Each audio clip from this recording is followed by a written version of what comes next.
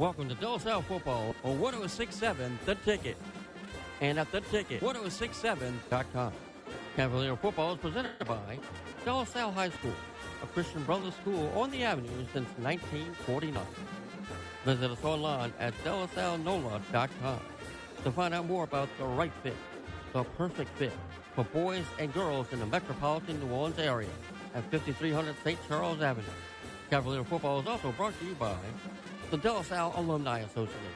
Now let's head live to the stadium for the call of the game with Cumulus New Orleans Sports Director, De La Salle Athletic Honoree Ken Trahan of CrescentCitySports.com, and former Cavalier Jonah Keller, Cavalier class of 1998. From historic Tad Gormley Stadium, it's De La Salle Cavalier football against the Holy Cross Tigers. And a pleasant good evening to you, Ken Trahan.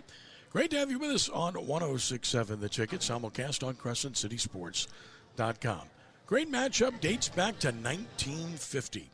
De La Salle opened in 1949. First game played between these two teams was in 1950, and they've been playing largely ever since, despite not being in a Catholic league where they resided for many years together, both dropping down and playing at that level and then separating levels again. But here they are, still playing, and playing for a fourth consecutive year. The Cavaliers coming off of a tough but solid performance in a 20-13 loss to defending non-select Division I state champion Central on the road last week. And the Tigers coming off of a thrilling 27-26 win over a very good Indy White Catholic program in Thibodeau. Great to have Jonah Keller back with us this year on the call. Jonah, good to be here. And look, you know all about this rivalry. It's been a good one for many years now. It's been a great one for a long time. I've been a part of it for 4 years of my high school career. And, you know, it's always seems like these old school Catholic rivalries bring out the best, as it should, bring out good crowds. We got a great night of football. Obviously not a cloud in the sky tonight. Decently low humidity, I guess. But we'll still see the typical cramping that you see early on in the season. In fact, I have to give a quick shout out. I was running late to the stadium tonight. My 10-year-old Henry Keller had a nice interception to win their game today. So flag football's in full effect. High school football, it's a great time of year, obviously, for this. It's the cool weather's hopefully coming soon. But Ken, you said it. I mean, I'm looking at what these two teams have ahead of them, and I know they don't do it, but we do. I mean, after tonight, you look at what Holy Cross has ahead. They play Chalmette, they play Carr, Jesuit, Curtis, and Easton. I mean, it doesn't get any easier for Holy Cross after tonight. And then De La Salle, of course, they got a tough road ahead. They're at St. Paul's, at St. Charles Catholic, and at Archbishop Shaw. So, I mean, look, this is obviously a big game because it's the next one, but you feel like tonight's special because of the old school Catholic rivalry. It's a Thursday night. They're kind of the only show in town, it feels like. And, of course, they're being broadcast on live stream on 106.1. 106.7 now. 106.7 The Ticket. Yeah. All sports all the time, 100,000 watts. So, looking at the Cavaliers, of course, a 20-13 loss last week. And in that game, solid running game. We expect that. And certainly a three-headed monster when you're talking about Eamon Williams and Robert Lewis and Charles Irvin. You got three guys, not one, not two, not three. They're all capable of breaking big plays. This is a good running back room, running behind a good offensive line. And it has to be. I mean, look, we've been so familiar with Evan Arsenault. He feels like he was quarterback here forever, and he's gone onto the college ranks, and he's got set the records and did all those things. He was a leader. But now you got to look forward. You got to look at Noah Rogers, who's coming into this game. They're going to split time at quarterback with Valentine as well. But, yeah, I'm with you, Ken. It's going to be a three-headed monster in the backfield. I think Coach Jarrett loves to ground and pound, loves to run the clock, likes to get the guys up front moving the pile, and let's see what we're going to see tonight. As for the Tigers, Holy Cross a 27-26 win over Indy White Catholic. A week ago, Jacoby Ferry, a new quarterback, is a good player. He's a guy that's going to go to Southeastern, and he's really enhanced their offense. But it really starts with Keyron Smith. He's been a terrific player for a couple of years, and he's got a bunch of college offers. Yeah, he's going to be tough to bring down. Obviously, I watched the highlights of that Indy White game, and he's a one-man wrecking crew, and he's got scholarship offers, or I'm sure coming down his pipeline. But that's what I talked to Coach Jarrett yesterday. I said, "What do you do against three?" He says, "I hope we can get him down." I mean, it's going to be gang tackling. It's going to be swarming to the football for your De La Salle. And if you're Holy Cross, you're going to want to hang your hat on it. You're going to wear down that defense and just keep on giving them the football to wear them down. One of the things you love about these traditional parochial schools is the deep ties, and it runs to the coaching staffs. Graham Jarrett, of course, former Cavalier star in his fifth year at his alma mater, 29-17 overall, and Scott Watney, former Holy Cross Tiger star. He's in his third year with a record of 13-10 overall. So again, you're talking about two guys that these are their schools, and it means a lot to them. They're invested completely, and we see a lot of that amongst these schools with regard to alumni coaching at these schools, and these are two great examples. Well, it's that P word we always talk about. It's pressure. How do you handle the pressure? And I mean, it feels like it's tenfold when you're an alumnus, because you want to win just as bad because it's your school, obviously. But you've got fan bases on both sides that they want you to win for their team, and you're trying to win for yourself and your family and your alumni, and you're trying to go on to bigger and better things, in the season at least. So. But it starts here. It starts tonight. And, I look at when you play these Thursday night games, you kind of get that mini bye. So if you win or lose tonight, if you're on the losing end of this, it feels like you don't play in forever. You want to get right back on the field. But if you win tonight, you kind of take a brief breath, and then you can prepare. So this is the last little mini bye for these guys for a while. Both of them with extensive experience. Coach Lonnie in his third year, 13-10, former head coach at Archbishop Pannon, Catholic New Iberia. He played football, basketball, and baseball at Holy Cross, and played football at Northwestern State, and has family history at Holy Cross dating to 1945. Graham Jarrett, as mentioned, fifth year, the former Cavalier star, previously coached at Jesuit and Rummel, and was part of state championship teams at those schools, and also had brief stints at De La Salle and Brother Martin as an assistant previously. And so again, the coaches well prepared, good coaches, love their alma maters, and ready for what should be a good game. You look at what's happened in recent years before we get to break. Holy Cross has won decisively the last two seasons, 42-13 a year ago, 49-27 2 years ago. De La Salle won in 2022 by the score of 28-22. It's De La Salle and Holy Cross. We'll take a timeout here. We'll be back to set the stage and have the start of tonight's game from Tad Gormley Stadium in a moment. You're listening to and watching De La Salle Holy Cross football on 106.7 The Ticket and at CrescentCitySports.com.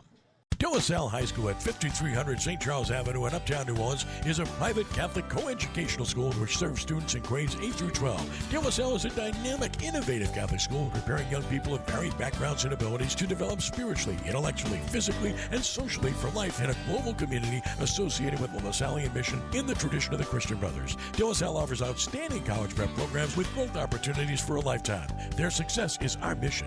De La Salle, lead on. Visit DeLaSalleNola.com. O'Reilly. Save now on the products you need for your vehicle at O'Reilly Auto Parts. Mix and match O'Reilly Brake Parts Cleaner or O'Reilly Carburetor Cleaner and get 2 cans for $7. Our professional parts people can help you find all the parts and supplies you need for your vehicle. Visit your local O'Reilly Auto Parts store or O'ReillyAuto.com. O'Reilly Auto Parts. Finding great candidates to hire can be like, well, trying to find a needle in a haystack, but not with ZipRecruiter. Its powerful technology actively finds and invites qualified candidates to apply to your job. So while other companies might deliver a lot of hay, ZipRecruiter finds you the needle in the haystack. See why 4 out of 5 employers who post a job on ZipRecruiter get a quality candidate within the first day. Try ZipRecruiter for free at ZipRecruiter.com/free. That's ZipRecruiter.com/free. De La Salle Open House is set for Tuesday, October 28th from 4 to 7 p.m. Come see all that De La Salle has to offer in its proud Christian Brothers tradition. With 100% acceptance to college of its graduating seniors, De La Salle is the right fit for any boy or girl in the greater New Orleans area. De La Salle High School is at 5300 St. Charles Avenue in the beautiful uptown historic area of New Orleans. Visit DeLaSalleNola.com to register, and for more information, call 504-895-5717. Broadcasting from the Dudley DeBosier Injury Lawyer Studio, this is KKND Port Sulphur, New Orleans, 106.7 The Ticket.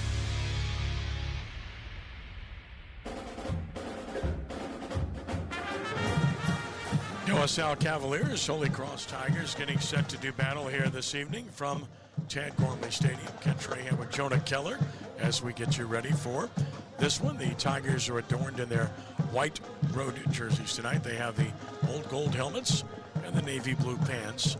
Thibaut De La Salle is dressed in their maroon jerseys tonight. They have the black pants and the white numerals with the maroon headgear as well. So distinctive look. Captains are meeting at the center of the field for each team, including Noah Rogers. Robert Lewis is another captain for the Cavaliers, along with Devin Barberin, and the fourth captain is, trying to spot him as we speak, that would be Brandon Guidros.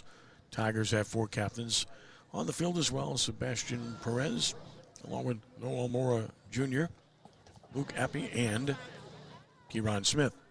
Lights are on here at Tad Gormley Stadium. Sun is starting to set. That's a good thing. It's much better than last year. Last year it was very humid, and it was raining a little bit. We could barely see. This is much better. Gives us some vision here, which we certainly appreciate. Coin toss taking place. We can tell you that the weather conditions are good. The skies are perfectly clear. It's sunny. And the temperature is 85 degrees. There is no wind to speak of. It's out of the east-southeast at 3, so it's no factor whatsoever. Flags aren't even moving over the scoreboard. Turf field here at Tad Gormley Stadium.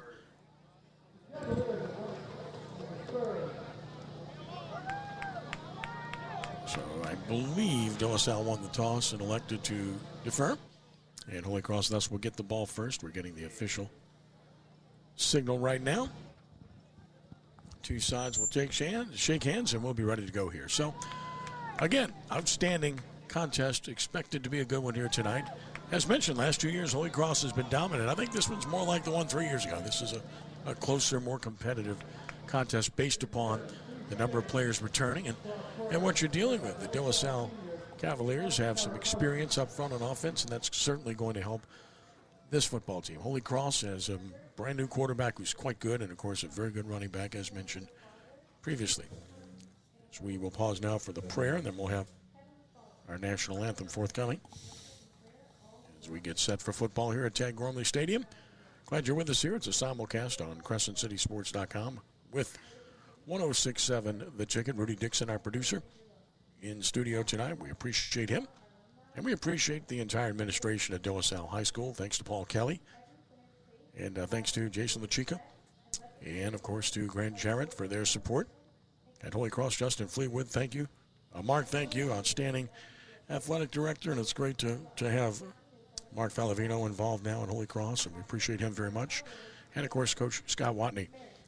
Couldn't do it without the support of both of these fine institutions. And we're greatly appreciative as we wait for the prayer and the national anthem then to follow to get things started here as the sun continues to recede from view here in the City Park area of New Orleans. Now we'll have the playing of our national anthem as soon as the colors are presented.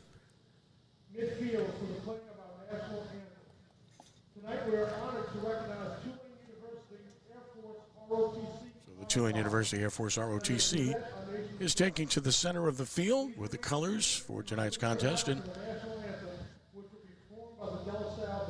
then the De La Salle High School marching band will perform the national anthem from the home side of the field. We're positioned on the visitors' side in the main press box. If you're familiar with Tad Gormley Stadium, where it is situated, they built the press box on the visitors' side many years ago, and it continues in that fashion this year.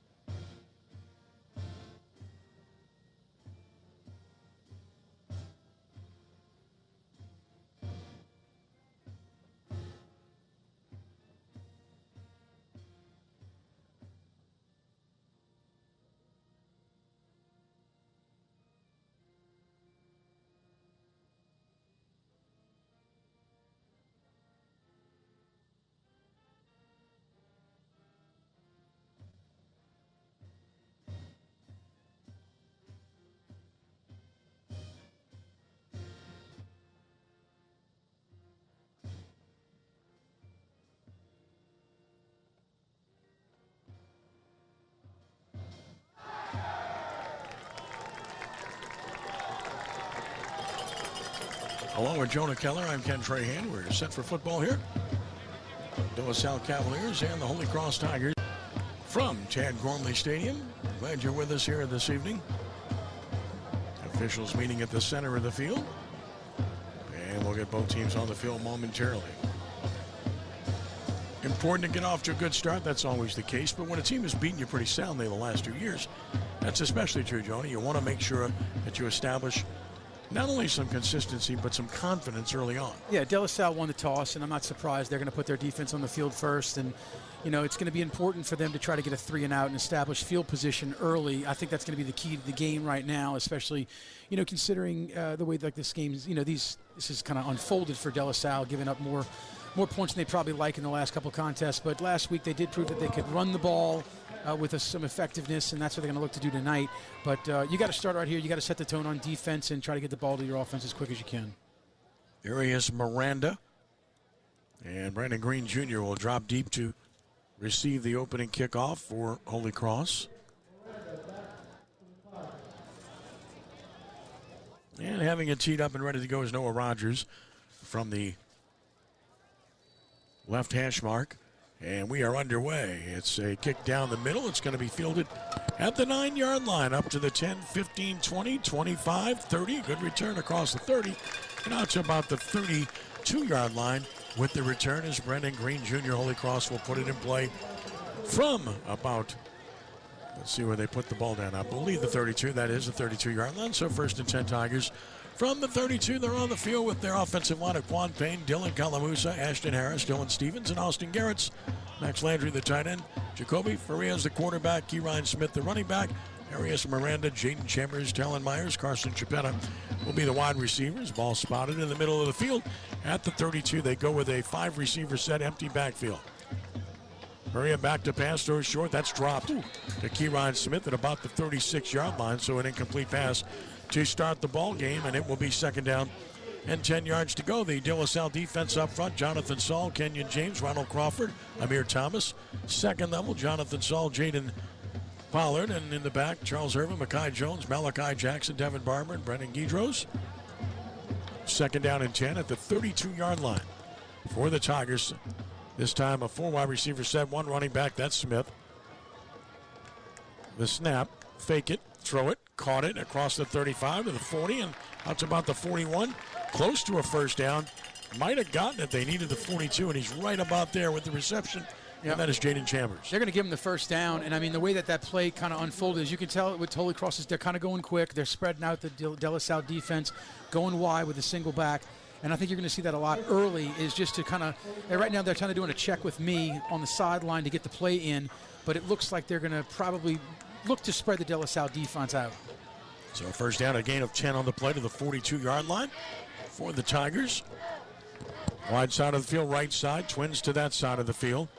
Snap it, going to give it to Smith running left, trying to get the edge to the short side of the field. He runs out of room as he gets to about the 43-yard line. Maybe the 44 would give him 2, and it's 2nd and 8. Yeah, nice job right there by Jonathan Saul to kind of hold his position on the right edge. And you can kind of see where that play was trying to go. And Saul kind of did a really good job of, you know, the defender right there, you know, the sideline is your 12th defender, and Saul did a good job of pushing him out of bounds. Yeah, they give him the 43, so only a gain of 1. And it's 2nd and 9. At the 43-yard line, quick snap, wants to throw, heavy rush, throws, it's caught. Big hit up at about the 49-yard line. With the reception on the quick stop route, the pass was completed to Arias Miranda, a gain of 6. It's 3rd and 3. A good job by the quarterback there, Ferreira, because that snap was high, but he did a good job of taking it down and getting a positive gain out of it. 3rd down and 3 yards to go. Quick, again, offensively, go the Tigers.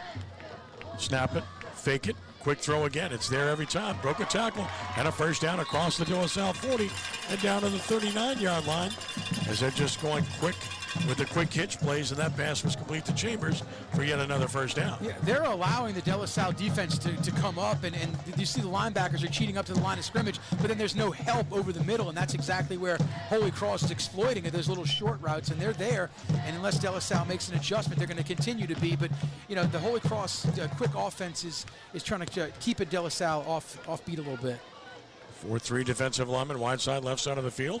They're going to run the ball inside with Smith. Heavy traffic, and he trudges forward for about a yard. That's all. This time well defended by the De La Salle defensive front. Yeah, and you can kind of tell what De La Salle's doing right there is, as I just explained earlier, it looks like the De La Salle defenders and the linebackers are creeping up to the line of scrimmage, almost daring you, to run it up the middle, and they did right there, and they did stop him. 2nd and 9, quickly at the 38. Movement up front, that'll be a penalty on De La Salle. Into the neutral zone, just premature, and you just can't have that. Well, and here's the deal. I mean, you're looking at the way that the offense has been running. It's been on those quick counts, so they're going to get you eventually. And right there, that was a perfect opportunity for Holy Cross to catch De La Salle because they're trying to get anything they can to gain a little advantage. So when they go quick like that, the De La Salle defensive line jumped, and a good thing the Holy Cross, they held their water on that one.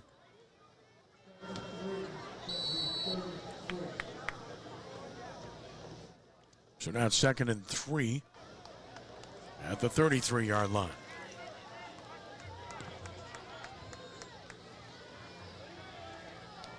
Snap it, wants to throw it, does, wide open, 30, 25, first down across the 25 to the 24-yard line. Everything is quick and short, and Talon Myers has the catch and another gain of 9 yards and a first down. Well, and they keep going with that trip set to the left with a single back. It's like they're running these little cross patterns where De La Salle's allowing them to underneath. I think they just don't want to get beat deep. But, look, it's 7 minutes into the game. Holy Cross is kind of doing what they want to do. De La Salle has only, I think, stopped them once for a 1-yard gain. Everything than that, they've been just moving the ball at will. On first down. Snap it, wants to throw again. Heavy rush. He's under pressure, and he has to throw it away. In the backfield, nobody was near it. I don't know. There is no flag, and I'm surprised. They're going to talk about it. They are going to talk about it. He was under pressure from 3 defenders, and there it is. There's the intentional grounding, and it should be. Great pass rush. Not 1, not 2, but 3 maroon shirts were there. Well, and I think that's what De La Salle has done that a couple times tonight. They just haven't been able to get to the quarterback, and right there, I think, I had to be grounding from the get-go, but I get it. They like to talk about that, make sure they get that call right, because obviously that is a huge penalty. It's going to push him back now. He's 42-yard line. So yeah, that's 18 yards from the spot of the foul. Yeah. So De La Salle can breathe a little bit right here, knowing they've pushed him back a little bit, but take advantage of this. And they lose the down as well, so it's 2nd down from the 42 and 27 yards to go. They need the 15-yard line. That's a big penalty after a very good-looking drive. See if the Tigers can overcome it. A trip set left, a single receiver to the right side of the field. The wide side is the left side. Blitz is coming. Fake it. Throw the quick hitch. Caught at the 38. Diving forward to the 35 with the reception is Talon Myers for a gain of 7. And, I don't know for sure, but that looks like the 3rd time that they've run that exact same play where the outside receiver just runs an under route and the 2 inside receivers just take the defense out of the play. So, like I said, De La Salle's giving the underneath, but they got to come up and make a play. But this is now a long 3rd down. It's 3rd and 20 at the 35-yard line, 8 minutes to play in the first quarter. First drive of the game, no score. De La Salle shifting defensively. And again, motion to the right, Smith. Looking for Rhea. Bubble screen underneath. Caught by Myers. He's loose at the 35, 30, 25 and down to about the 24-yard line. So we'll see what they decide to do. It's 4th and 9, so it's manageable. But they do have a good kicker, so we'll see. Yeah, they're going to run the kicker out there, which is, that they got good positive yardage right there. That's exactly what they wanted to do as a chunk play. They get it, and actually Brendan Guidros, if he doesn't make a nice open field tackle, I think he's still running. So De La Salle did what they needed to do right there, at least stop the drive to try to field goal here. 41 yards, a deep one. Good kicker, Noel. He's been doing this for a while. He's got the leg to do this. It will be pretty much center of the field. 41-yard attempt for Morrow. Snap, low, ball spotted, kick. He's hit it well. Wow. And it is right through the uprights with room to spare. Terrific kick. Time out on the field, but don't hold everything. As you mentioned, there is a flag, so hold everything. It might be roughing the kicker. Roughing the kicker, and holy cross. Oh, my goodness. Could end up with a first down and get the ball back and take the points off the board. Yeah, and that's unfortunate. I mean, I didn't really see it right off the foot. I was watching the ball flight, and he struck it, and he got him, obviously. But no, if you're De La Salle right there, I think you're taught you got to make 100% sure you're going to make contact with that football, or you got to leave it alone. But that's inside. They're going to be inside the 10-yard line. Yeah, well, I'll be at the 12 if it's half the distance to the goal. Should be at the 12-yard line, and it'll be first down and 10 at the 12. So a big mistake there. Well, and even more important for the Holy Cross, is the kicker okay? I can't find him on the sideline. He's not getting attended to, so it's not that the roughing the kicker was going to, impede him from coming back in this football game. But either way, if you're De La Salle, you got to hope to get a stop right here and put yourself back in the position you were in. From the 12-yard line, first down and 10 yards to go. Smith in the backfield, motion Myers across the formation. Snap it, give it to Smith, and another whistle blows. And that'll be a pre-snap penalty on Holy Cross. Oh, no, they're going to blow it off. Inadvertent. He threw the flag inadvertently? Timeout. Call timeout. So I'm not sure. De La Salle may have had 12 timeout. guys. De La Salle may have had 12 guys on the field, and Coach Jarrett, called a time to avoid that penalty, which obviously that would even hurt you worse if you're going to go first and goal now inside the 10. So, I think a lot of time off the clock right here, too. That's a good starting drive for Holy Cross. Tonight's coverage on Crescent City Sports is brought to you by the Lamarck Automotive Complex in Kenner. Lamarck Pre-Owned has a huge selection of pre-owned vehicles, all makes and models. We have great deals. Must be a reason. So the timeout was granted, so De La Salle will have 2 remaining here.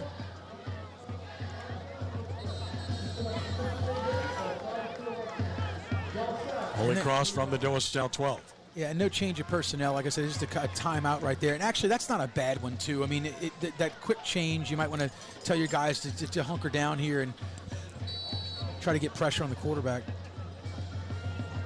Twin receivers left, single right on 1st and 10 from the 12. Give it to Smith, tries to bounce it, he's engulfed.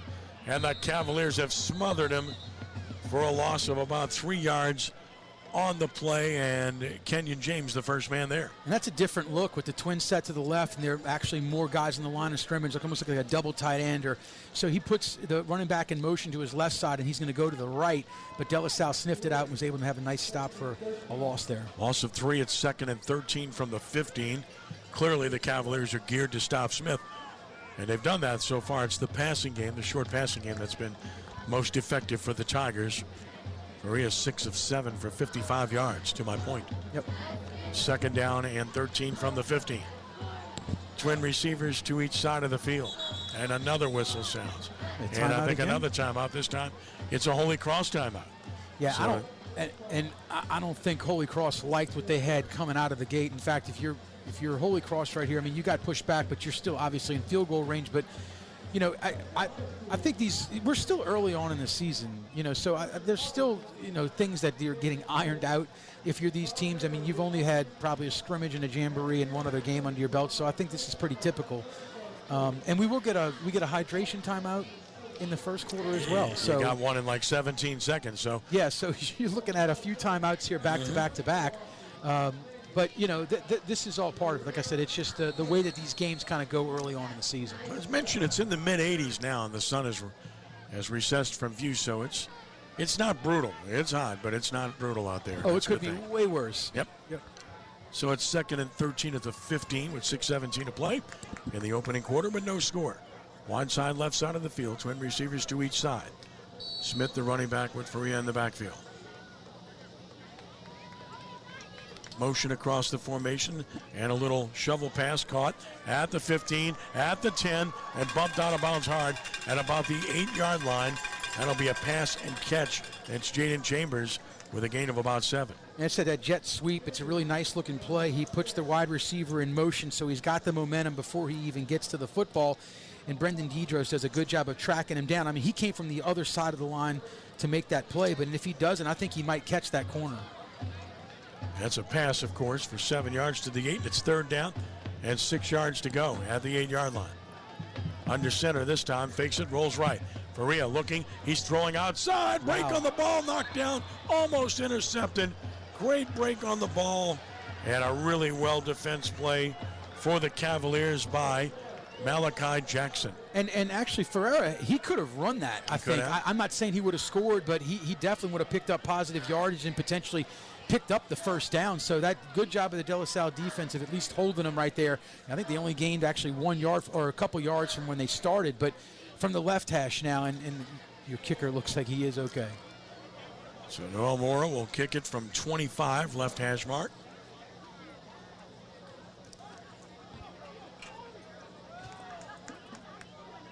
Snap is good, the spot is good, the kick is up, and it is No good. He missed it wide left.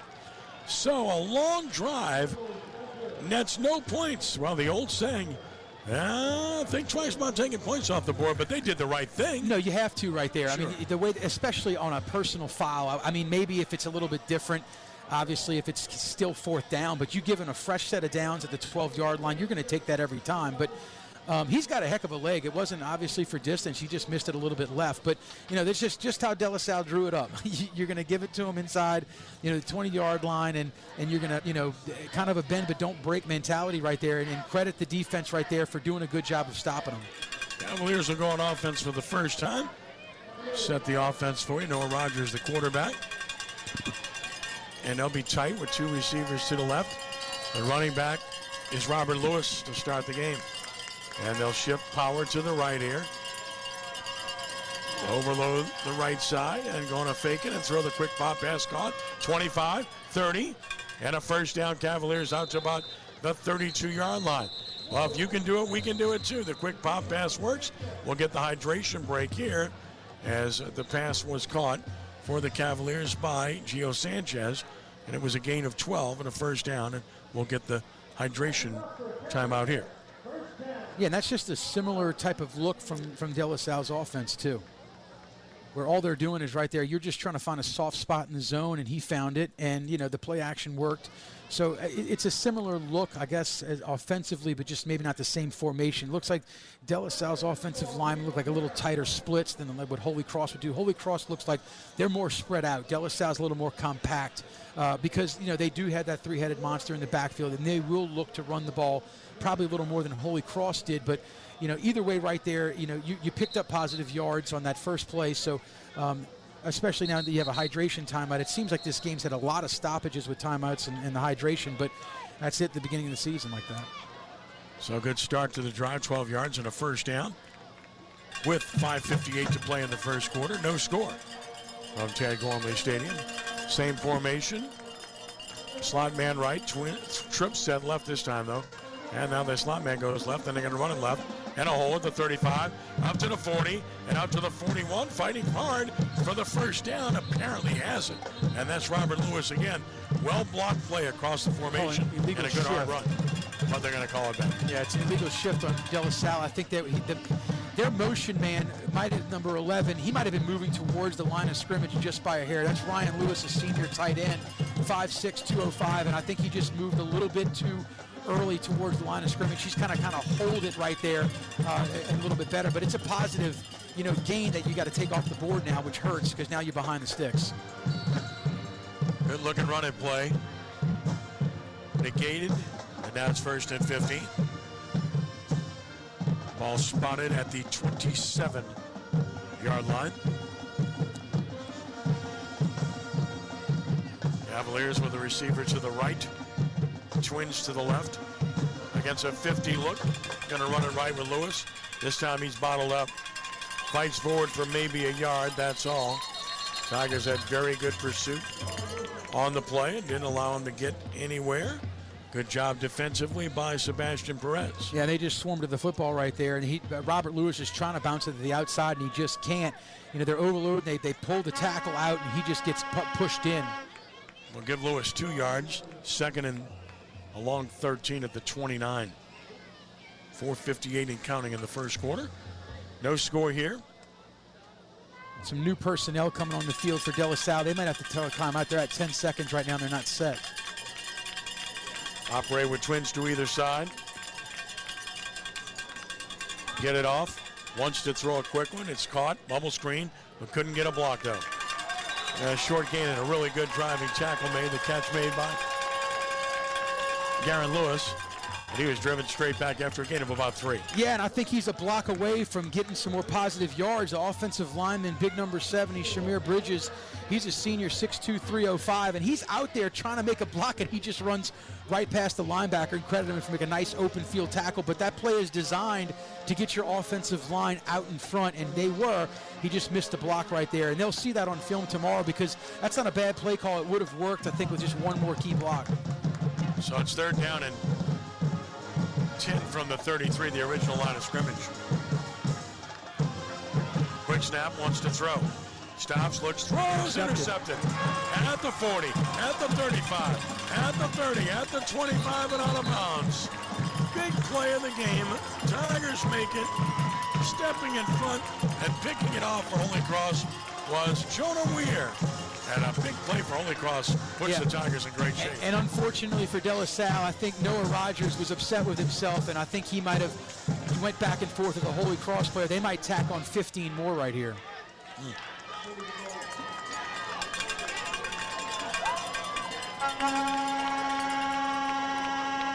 We'll wait to get that, but a big play made there for the Tigers by Jonah Weir. They're going to call holding on Holy Cross, but it'd have to be after the interception. Of course. Yeah, so it looked like they might have just let them that play out the way it did. But either way, right there, if you're Noah Rogers, you kind of force that ball where you should not have. You need to scramble right there and maybe try to find another open receiver, because it looked like he almost threw into twin coverage right there. So, that's a decision that you're going to learn from, but it's early in the ball game where you're going to give Holy Cross really good field position again, inside the De La Salle 35. At the 34-yard line officially with 3:46 to play in the first quarter. Quick throw again, but this time he's sacked. Retreating and just no chance. The pass rush was superb, and getting there was Amir Thomas. Yeah, Amir Thomas comes untouched up the middle, and he's kind of just playing almost like he's a rover there. He's not really necessarily coming in to make any kind of a play or stop the run, but he just reversed it. I think they didn't even catch him on the outside. Not at all. 2nd and 18 at the 43, 2nd and 19 at the 43 on the loss of 9. Motion, snap it, wants to throw it, heavy rush again, and the screen is caught, but they're all over. Broken tackle. Smith at the 35-30. Wow. It shouldn't have gained anything, but Smith broke a tackle at the line of scrimmage and gets big yardage down about the 26-yard line, a gain of 17 yards. That was an incredible play right there, because he definitely should have either gotten sacked or at least lost yardage. Now Holy Cross is going to go quick. Indeed. Wasting no time on 3rd down and 3 at the 26. Now they back off. And it almost looked they flipped the field, or flipped the formation. Now you got trips to the top of to the top now as opposed to the bottom, and it's very similar looks. It's the quick ones to see if they go quick again. De La Salle showing blitz again. They're coming. They're going to fake it for Faria Capson. He breaks a tackle again at the 30, 25, 20 first down. So Faria gets the first down, and again should have been a loss on the play, but that's the second time they've broken a tackle and gotten a good play. That's twice that Jonathan Salle has gotten into the backfield, and he actually has his arms around the waist of the quarterback, but he just does a really good job of escaping the pocket and gaining positive yards. 6 yards to the 20, move the chains, and the Tigers are in the red zone. Maria the snap, quick throw, wide open down the seam, caught at the 5, and fighting forward to about the 3, 1st and goal Tigers as they get it quickly to Carson Chiappetta. Yeah, and if he throws it in front of him, I think it's a touchdown. He just threw it a little bit behind him and low, but Chiappetta made a really nice catch right there to set him up for 1st and goal. At the 4-yard line, Tigers will go quick again. Maria the snap, rolling left. You can run it. Can look it. He's going to throw it for a touchdown. Flag. A flag comes down. Is there an ineligible man downfield? I think it had to be because of the way that play was kind of run, and I thought the quarterback had room to run it himself, but that's gonna push it. It's gonna come back. It's gonna be on Holy Cross, and I think you're right, Ken. Or illegal contact. Yeah. It might have been some kind of rub there. I'm not sure.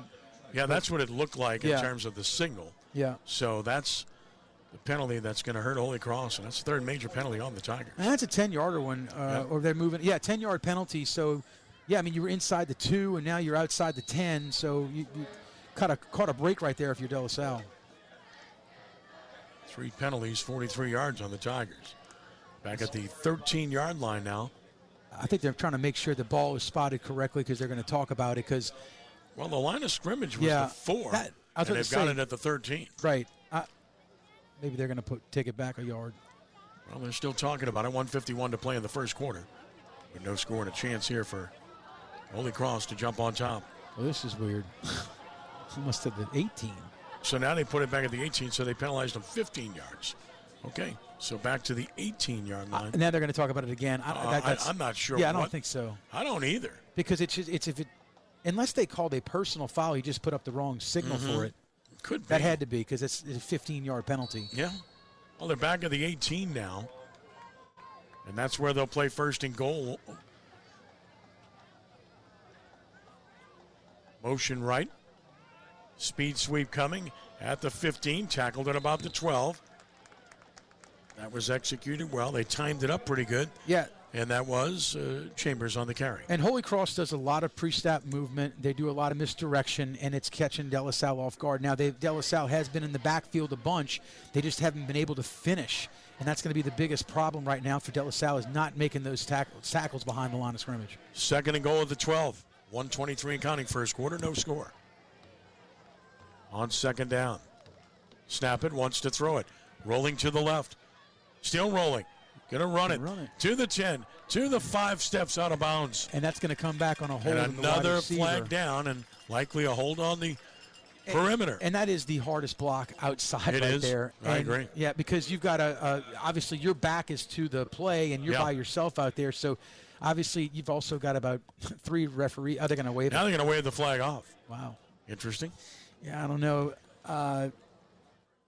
I mean, if you're going to call it. That's kind of bizarre. But either way, though, now it's a huge third down. So it's a 7-yard run to the 5, and it's third and goal at the 5 for the Tigers.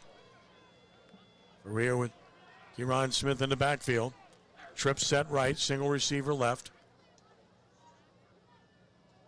Now Faria sets up left with the quarterback in shotgun. Cavaliers blitz. He's under pressure. Rolls left. He's hit it. He's going to be sacked. He might have bobbled it, but he held on. Or did he?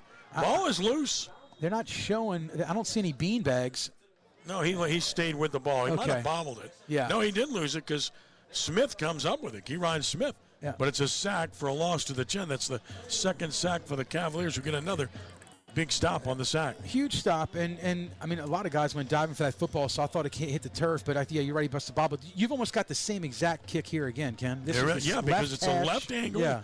Again, from the left hash, it's 27 yards. It was 24 last time. Yeah. Very similar. Identical. Missed it left his last trip. Nearing the end of the first quarter, Mora snap it, spot it, kicks it, right. and it is no good. He missed it right. So twice, Holy Cross has come up empty with kicks that have missed to the right. And he didn't hit that one as well as he hit the first two. I mean, that one was barely over not over the crossbar, but it was to the right of the crossbar. The last one almost landed on the track. So I don't think he just made good contact. And obviously, De La Salle's not coming after the ball anymore.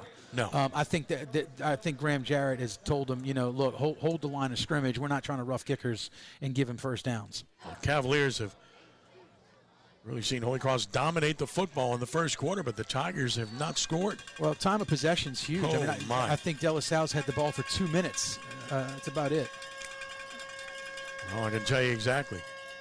Had the ball for 2 minutes and 14 seconds. Yeah. First and 10 at the 20-yard line. Last play of the quarter. Handoff inside. Horn sounds. Short gain. Maybe a yard or two, and that's all. As the first quarter comes to a close at the end of one. No score from Tad Gormley. Back with our second quarter in a moment here on 106.7 The Ticket and CrescentCitySports.com. The De La Salle Alumni Association Board would like to congratulate the Cavalier football team on another season as the Cavaliers bid for the state championship as part of our continuing excellence on the Avenue. We hope all of our proud alumni will update their contact information at delasallenola.com so we can celebrate another successful season together. Just click on Alumni at the top of the page for more information. Thank you for your support. Go Cavs. Lead on 5300. Shake up your plans this weekend and reach for a classic Smirnoff Ice. It's refreshingly crisp and packed with delicious fruity flavor. perfect to pair with the burgers at the family barbecue or crack open to cheer on the games with the squad. Just add Smirnoff Ice to turn up the celebration. Grab a convenient variety pack to bring 4 flavors: original, apple, screwdriver, and green apple. Head to a store near you, stock a fridge, and start the party. Smirnoff Ice, too crisp to resist. Enjoy responsibly. Message for 21 plus. Smirnoff Ice Premium Malt Beverage, the Smirnoff Company, New York, New York, 2025. Text and whatever. Just don't text and drive. Visit StopTextsStopWrecks.org. A message from the National Highway Traffic Safety Administration and the Ad Council. Your blood pressure numbers could change your life. Talk to your doctor about creating a plan that works better for you. Start taking the right steps at manageyourbp.org. Brought to you by the American Heart Association, American Medical Association, and the Ad Council. When disasters strike, pets often get lost in the chaos. With Love Lost, a free, easy-to-use national lost and found database that uses photo matching technology, you can help lost pets get back home. Register your pet today at lovelost.org. The impact of a meal goes well beyond feeding our bodies.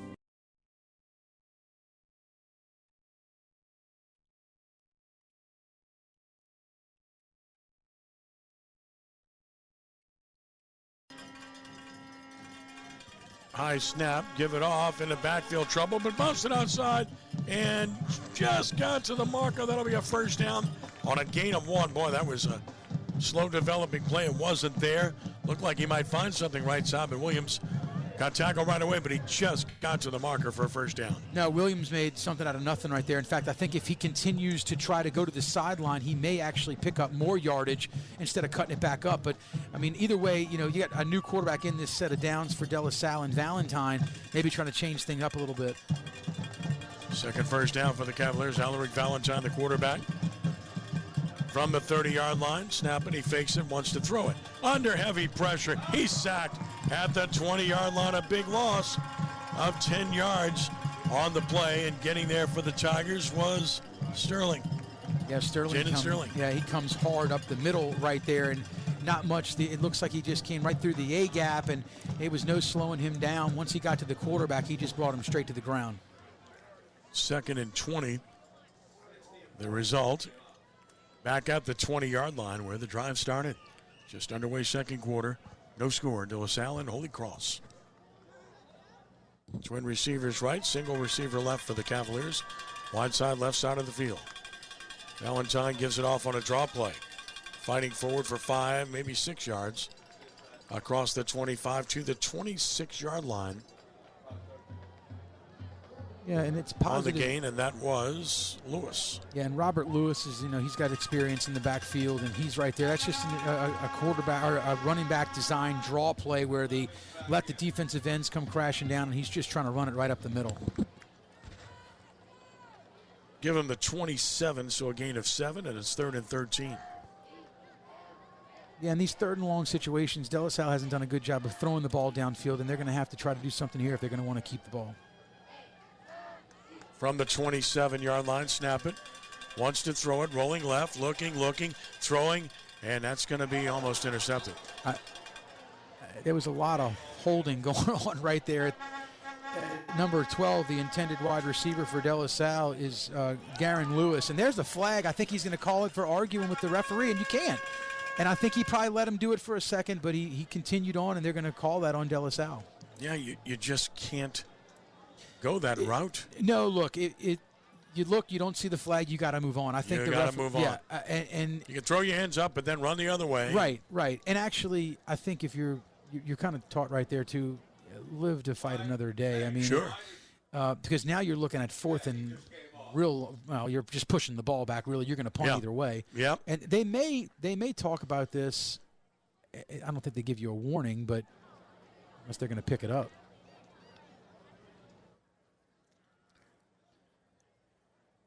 But they can't call pass interference this late. Yeah, don't know. Unless the flag was stuck and he couldn't get it out. I'm not sure. They are going to mark it off against De La Salle, so it has to be unsportsmanlike. I mean, it's the only explanation. Yeah, it's unsportsmanlike. And obviously, you get one more of those and you're out of the game. And I think this is a learning lesson right now because that's a huge penalty because, you're going to end up punting this ball from inside of your end zone where you should have been punting it from around the 20. and you're going to give Holy Cross really good field position. And obviously now the snap is so much more important because, you have less margin for error right here. And De La Salle doesn't have enough men on the field, and their play clock's okay.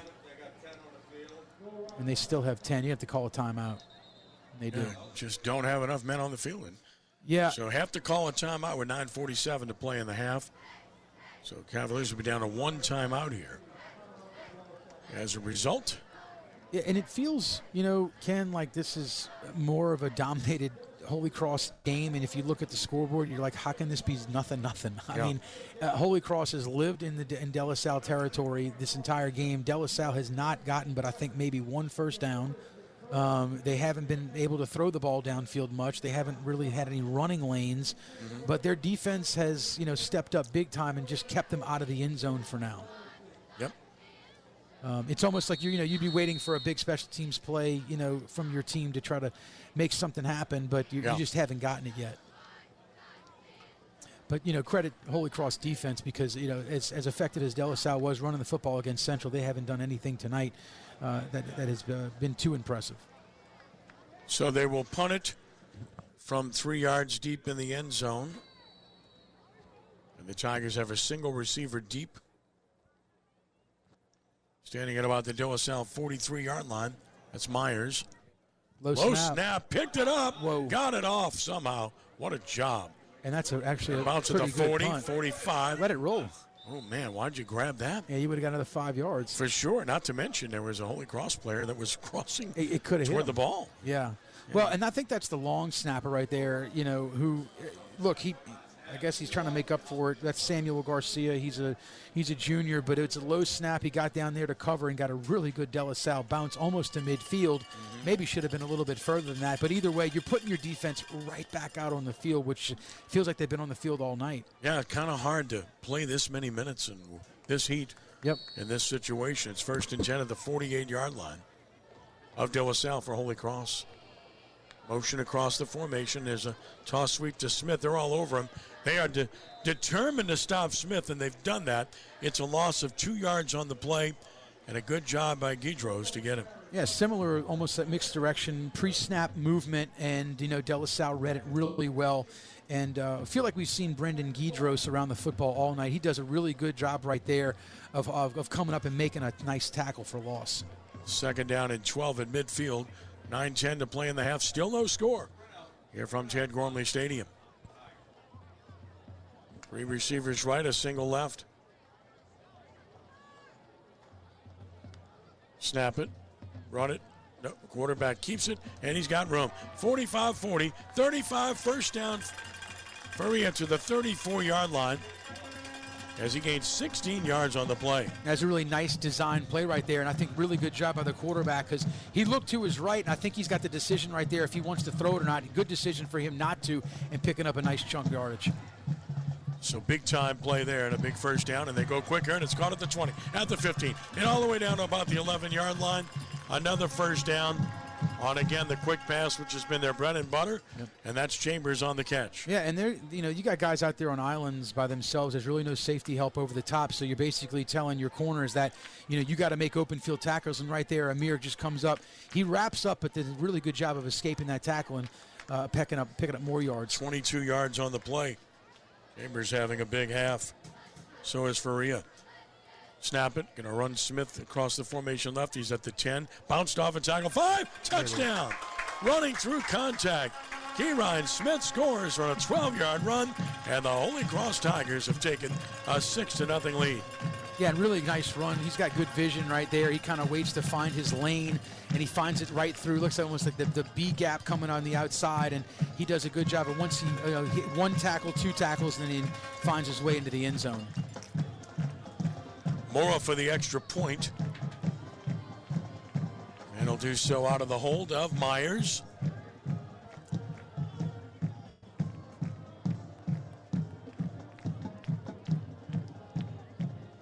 Snap is good, spot is good, kick is up, and it is another flag on the play. It looks like the left side of that Holy Cross line may have moved. Yeah. False start. They'll move it back 5 yards and try it again. Kicks have been an adventure. Yeah, about to say this is the third actual or fourth kick of this game. Yeah. It feels like, and we've had one go through the uprights and get called back, and now the second one. First positive run for Kieran Smith, and it's a touchdown. Yeah, he did a really good job right there of breaking tackles and finding the end zone. So once again, they'll try it. This time, a 25-yard extra point attempt.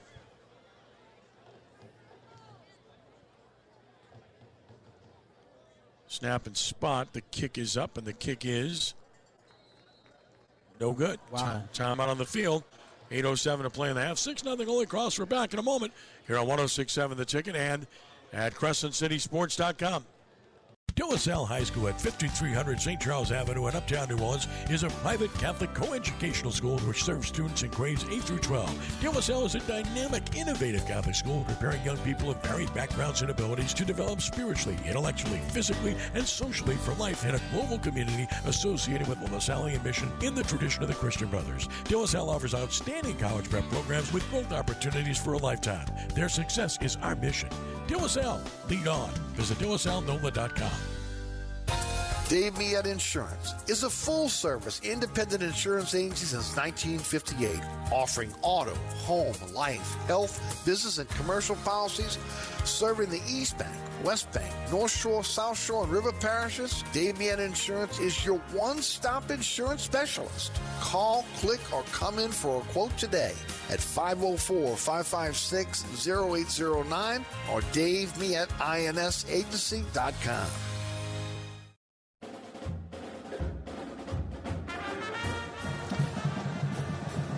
Tigers on the board. 4-play drive, 48 yards. Minute 30 off the clock. 12-yard touchdown, Kieran Smith. Extra point fail. 6-0 Holy Cross with 8:07 to play in the first half. And I'm not. This is pretty bizarre because it's just a kickoff. I'm not sure. This can't. There's a hydration. No, it's 8:07. But De La Salle came almost off the field, and now Holy Cross is back on.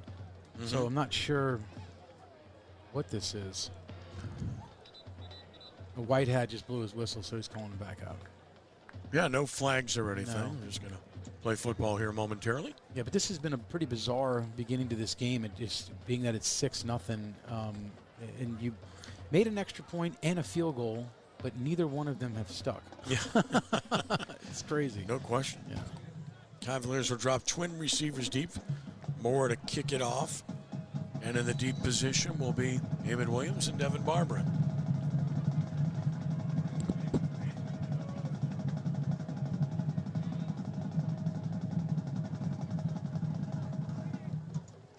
Down the middle, returnable. This is Barbara from the 1. Took it out of the hands of Williams at the 5-10. Good coverage, and they're going to get him trapped inside the 20-yard line. Very good coverage, very good kick. Good job by Holy Cross.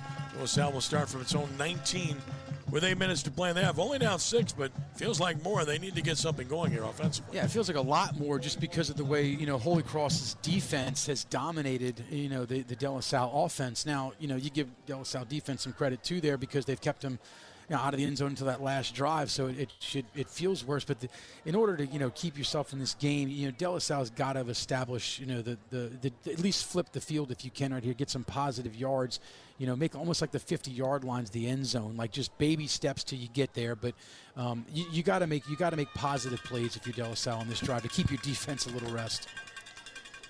From the 19-yard line, shotgun, twin running backs, give it off. Nice cut at the 20, 23, 24, 25. Good run. Up to the 25-yard line, that was Eamon Williams. And Eamon Williams, he's been doing this a while, and he kind of just finds the hole in the middle right there and scurries through it to get a positive gain. And that's what they're going to have to continue to do is just find the holes in the defense, and the offensive line's going to have to open them up to get positive gains. Need to drive, need to possess the ball if you're De La Salle. Definitely. Given the time of possession at this point. 2nd and 4 at 25. Wide side, left side of the field. Snap it, fake it, wants to throw it. Rolls right, still looking, throwing, dropped. Throw across the body, intended for Lewis, and incomplete. Yeah, that's an unusual drop right there for Robert Lewis, because if he catches it and falls down, I think he might pick up the first down. But either way, De La Salle, now Noah Rogers is back in this series. Valentine was in the series prior. So I see what Coach Jarrett's trying to do right now is find his hot hand. And, neither one of these guys have done too impressive of a job so far. So you might see that flip-flop all night long. But either way right here, you got to try to, in any way you can, pick up a first down right here on third. From the 25-yard line, it's 3rd and 4.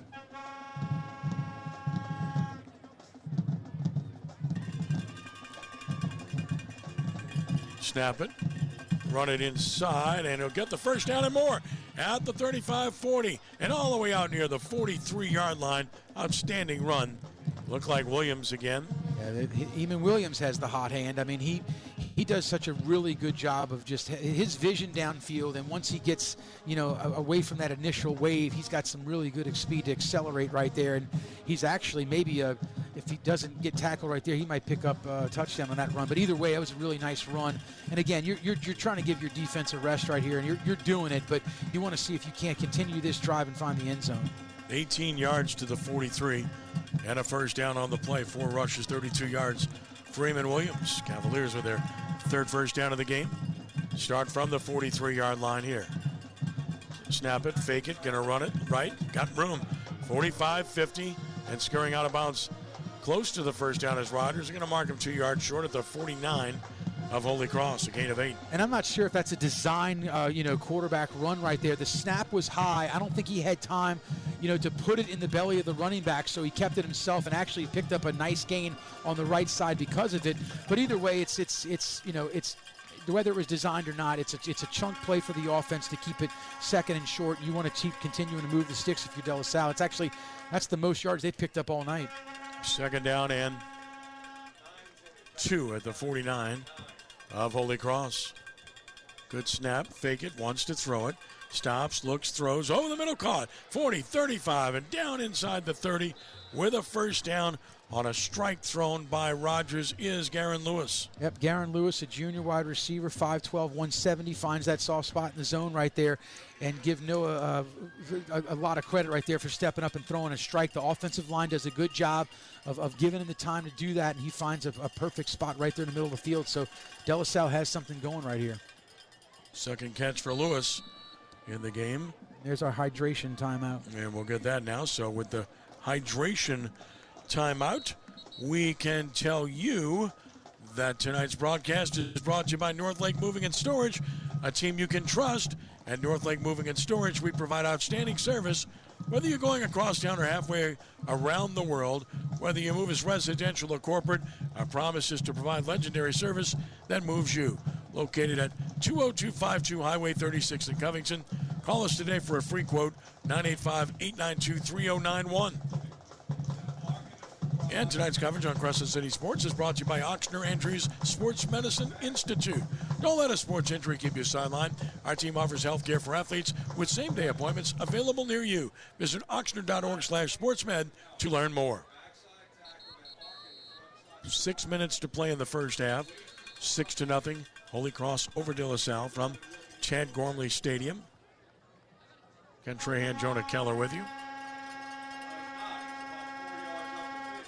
And De La Salle doing a nice job of kind of mixing the pass and run on this drive too. And they haven't been able to do that all night. They finally established one, finally getting inside of Holy Cross territory with a fresh set of downs on the 30-yard line. 3 receivers right, motion left. Snap it. Going to run it inside left. Hard run, hard tackle, 3 yards on the carry the hard way for Charles Irwin III. Yeah, and Charles Irwin, that's another, they're De La Salle just running their running backs in and out of this game and trying to keep their legs fresh. Eamon Williams is still in there, but he didn't obviously get the carry. But, they're trying to right now keep the, Holy Cross defense on their heels and continue to make positive plays. And they obviously don't want to get pushed back, but they're doing a good job right here on this drive of establishing it and giving their defense a break. 2nd and 7 at the 27 of Holy Cross. Easily the most impressive possession of the game for De La Salle thus far. Motion across the formation, Sanchez. Gonna get it inside on a run. Nice cut, nice run. Broke a tackle, gets a first down across the 20. He's down to about the 19-yard line. Another good run by Charles Irvin. Yeah, Charles Irvin right there. He did a really nice job. I mean, the thing about that is you're taught to keep your legs moving and trying to pick up positive yardage, obviously, or yards after contact, and he does that by bouncing it. And he picked up another 2 yards after he was hit.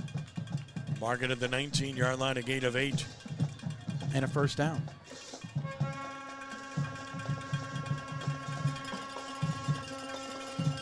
In the red zone for the first time are the Cavaliers. From the Holy Cross 19. Here's a handoff inside. Broke 1 tackle. Fights forward. Good run for 4 yards. Got something on a nothing. Irvin fighting hard at the 15. And we saw that on Holy Cross's side earlier, where De La Salle was in the backfield and couldn't wrap up, and right there, Irvin probably should have lost a couple yards, but did a really good job of breaking a tackle and picking up positive yards from about 4 or 5. So it's second down and 6 yards to go at the 15-yard line.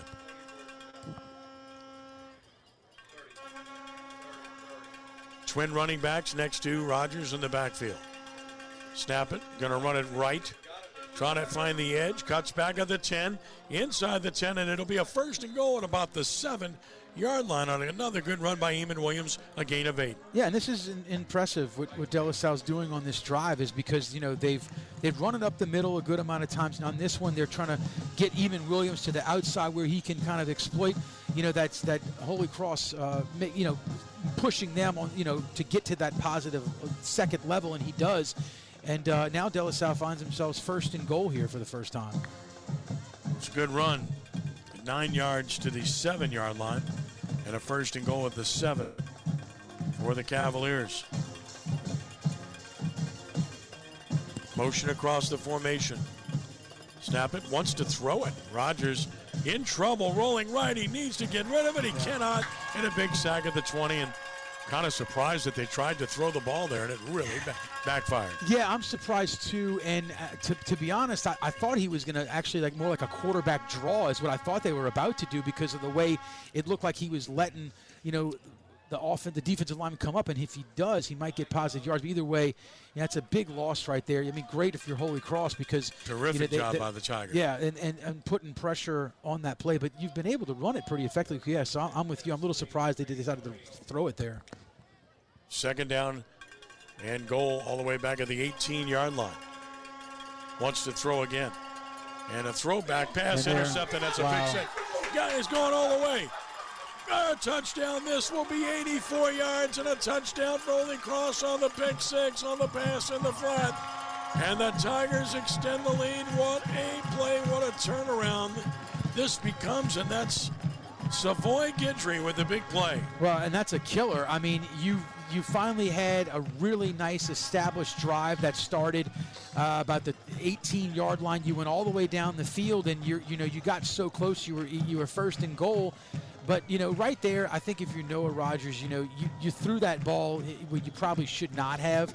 I get it, but I think De La Salle should have probably run it a couple times right there inside the 10-yard line, because you were so effective. But, I mean, just a great athletic play right there by the Holy Cross defender, and then finishing the play off with a touchdown. So, if you're De La Salle, look, that really hurts you, but, you gotta flush that and try to get back on offense and see if you can't gain positive yards like you just did. Tigers with a 12-0 lead, looking like they'll go for 2, but now a timeout will be taken by De La Salle. That'll be their final timeout of the half. Yeah, and I don't know if they had enough guys on the field again. I think they had 11, but maybe, I don't know. I think Coach Jarrett right there probably trying to play it safe as if they would be going for 2, although the kicker was on the field.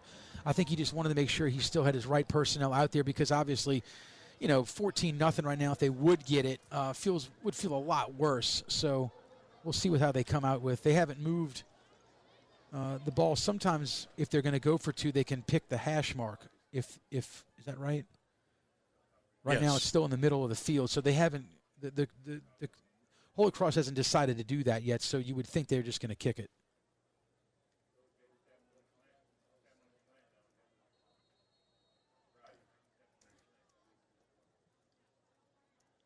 So they discuss it, and now we'll come back out. And, yeah, they're going to go for 2. Yeah. And I think that's why De La Salle did call the timeout because of what personnel they saw. So this is a huge play. It's 12-0, and they'll go for two. Maria, the quarterback. And he'll have receivers, twins to either side with Smith as running back. They're going to move it now by choice to the left.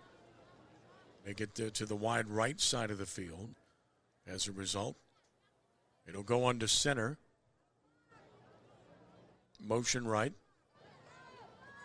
Going to roll right. He's going to bootleg, and he will make it. So a 2-point conversion by Faria as they were keying on Smith, and he found green space and scores. 2:19 to play in the half. Holy Cross 14-0 over De La Salle. Back in a moment here on 106.7 The Ticket and at CrescentCitySports.com. De La Salle Open House is set for Tuesday, October 28th from 4 to 7 p.m.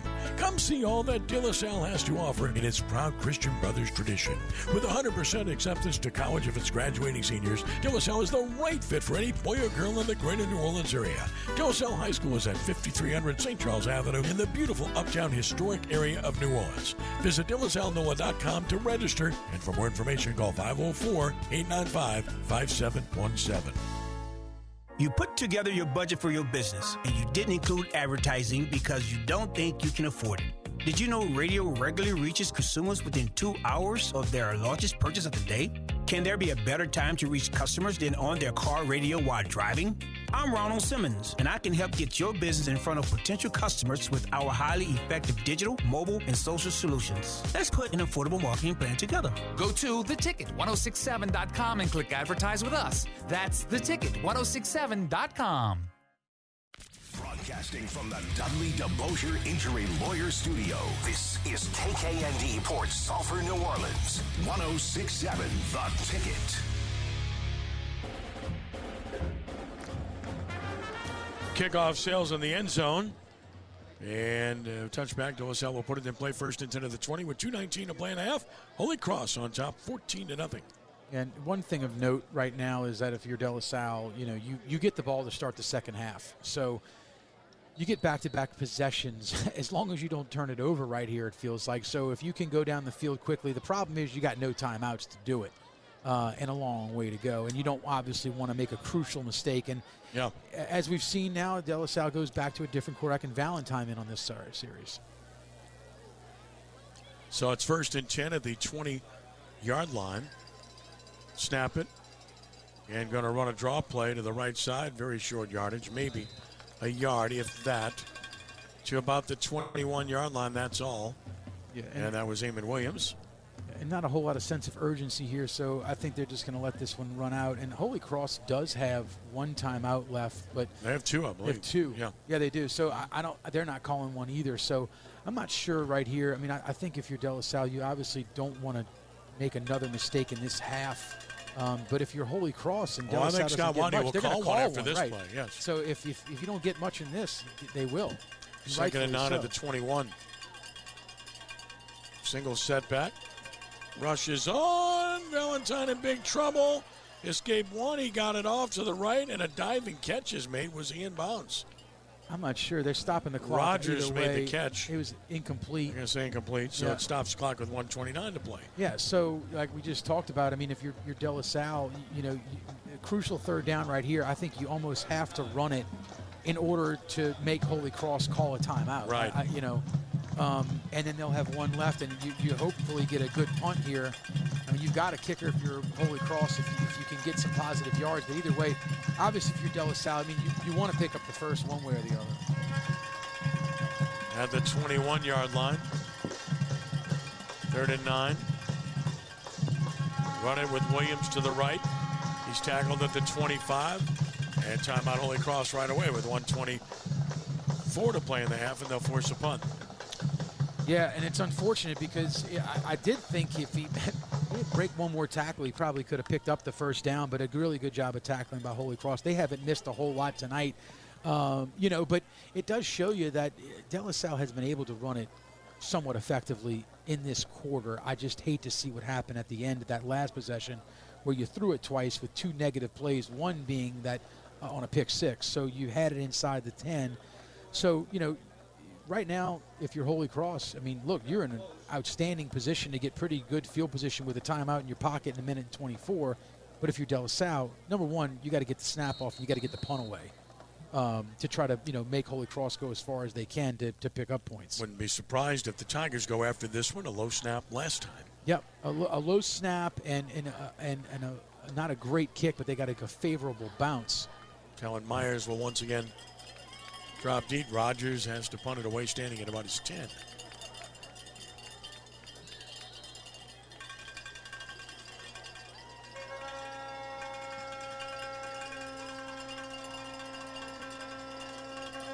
Good snap this time.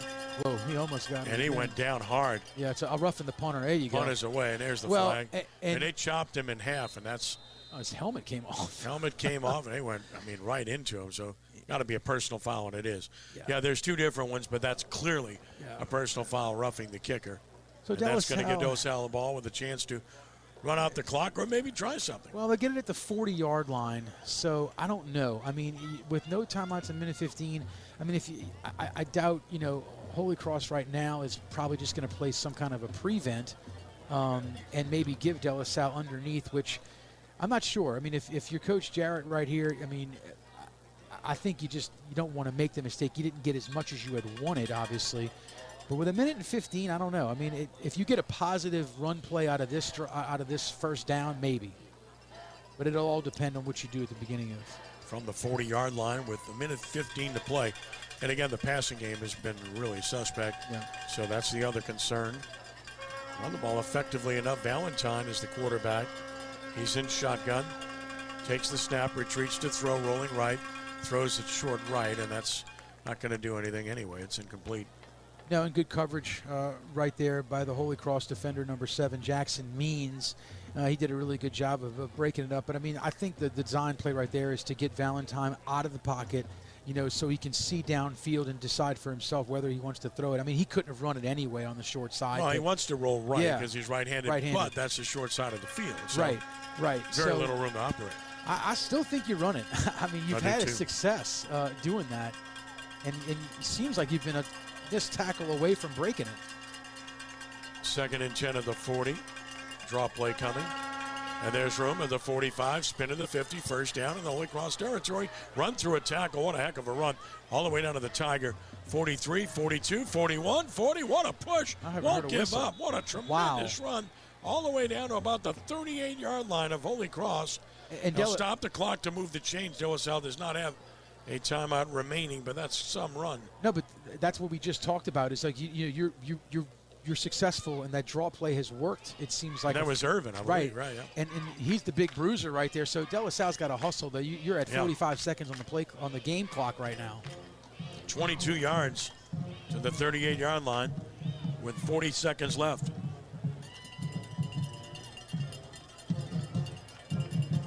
Got to hurry up, take the snap, fake it, wants to throw it, rolls right, looking, he'll just throw it away. And that was not the play call. I can tell you that. And then De La Salle's going to get a 15-yard penalty on Noah Rogers right there. I'm not sure. He's not having a very good night. I mean, what are you doing?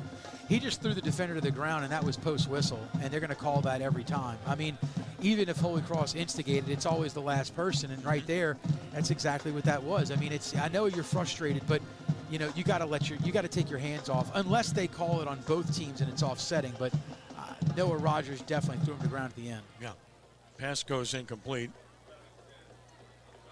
and there's 15 yards on De La Salle, so that'll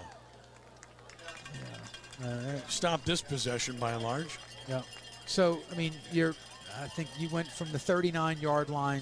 Now you're on your 46. Yeah. So I mean. I'm not saying, De La Salle's in field goal range or knocking on the door or anything like that, but you're positive, and that's what you wanted to continue on this drive, is to be positive. Well, now you've got it back at the De La Salle 46-yard line, and you need the 29 of Holy Cross, and the clock's running. Back to pass Valentine. Could be the last play to have. Throw down the middle and complete. Yeah. That'll stop the clock with 12 seconds left. And Cavaliers have used all 3 of their timeouts. Yeah, and I don't know. I mean, you wouldn't have enough time right here to do anything anyway. You hate to kneel, obviously, but right here, I don't know. I mean, you throw one up, you still have to get your field goal team out, and there's no time to do that. So I don't know. You might want to just run the ball.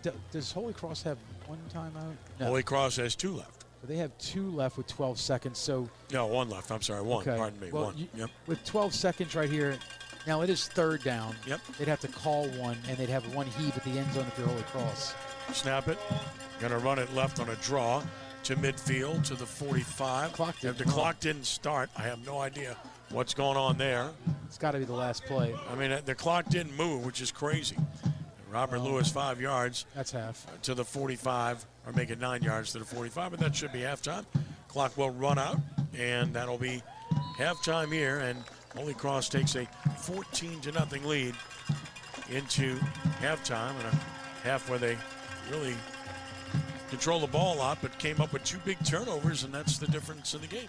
Yeah, and it always feels like, in games like this where even though it felt like Holy Cross kind of dominated the first quarter and parts of the second, De La Salle had a really nice established drive going where actually they were going to take, maybe score a touchdown and an extra point away from taking the lead. In fact, those kind of swings, it hurts so much more when you give up a pick six because it feels like almost a 13-point swing instead of a 6-point. So, I think if you're De La Salle, you're kind of lucky to only be down 14-0, but you got to be able to hang your hat on at least the fact that you were successful running the football. And you've got to be able to do that when you get the ball to start the second half. Yeah, I think it's imperative to get something done. And the Cavalier running game has been good enough. The Cavaliers have rushed, I want to say, for right around 100 yards, and I'll get the official numbers at halftime.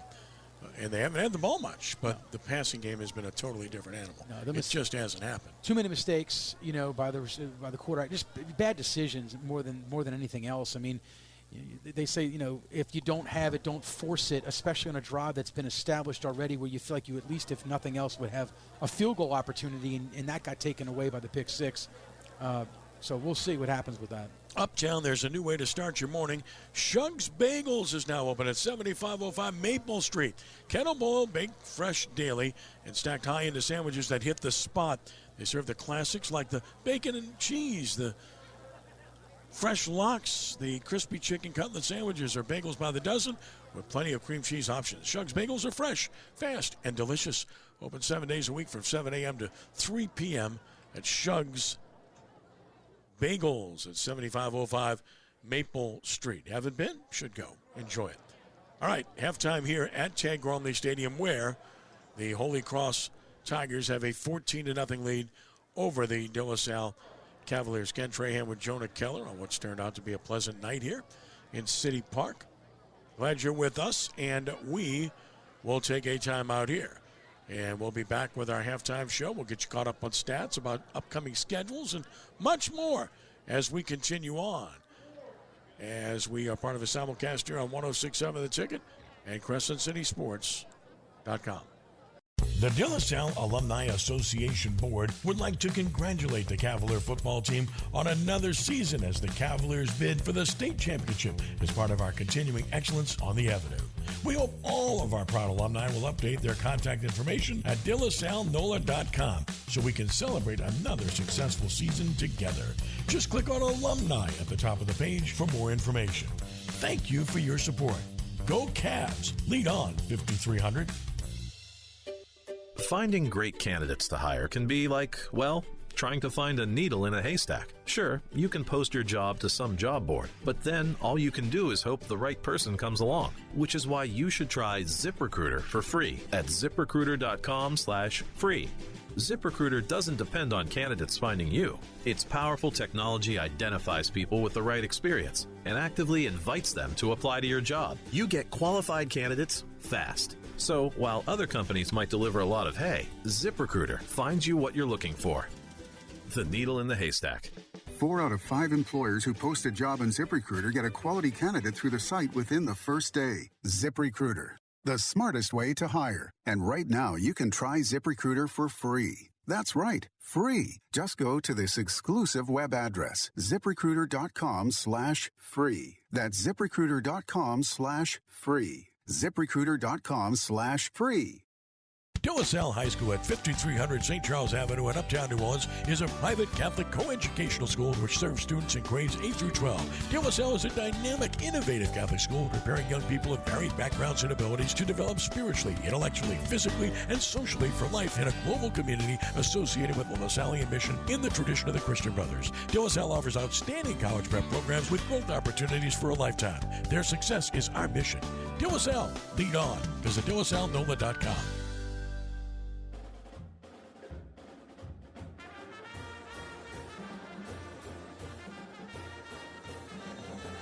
Halftime here at Tad Gormley Stadium, and it is Holy Cross 14, De La Salle nothing, along with Jonah Keller.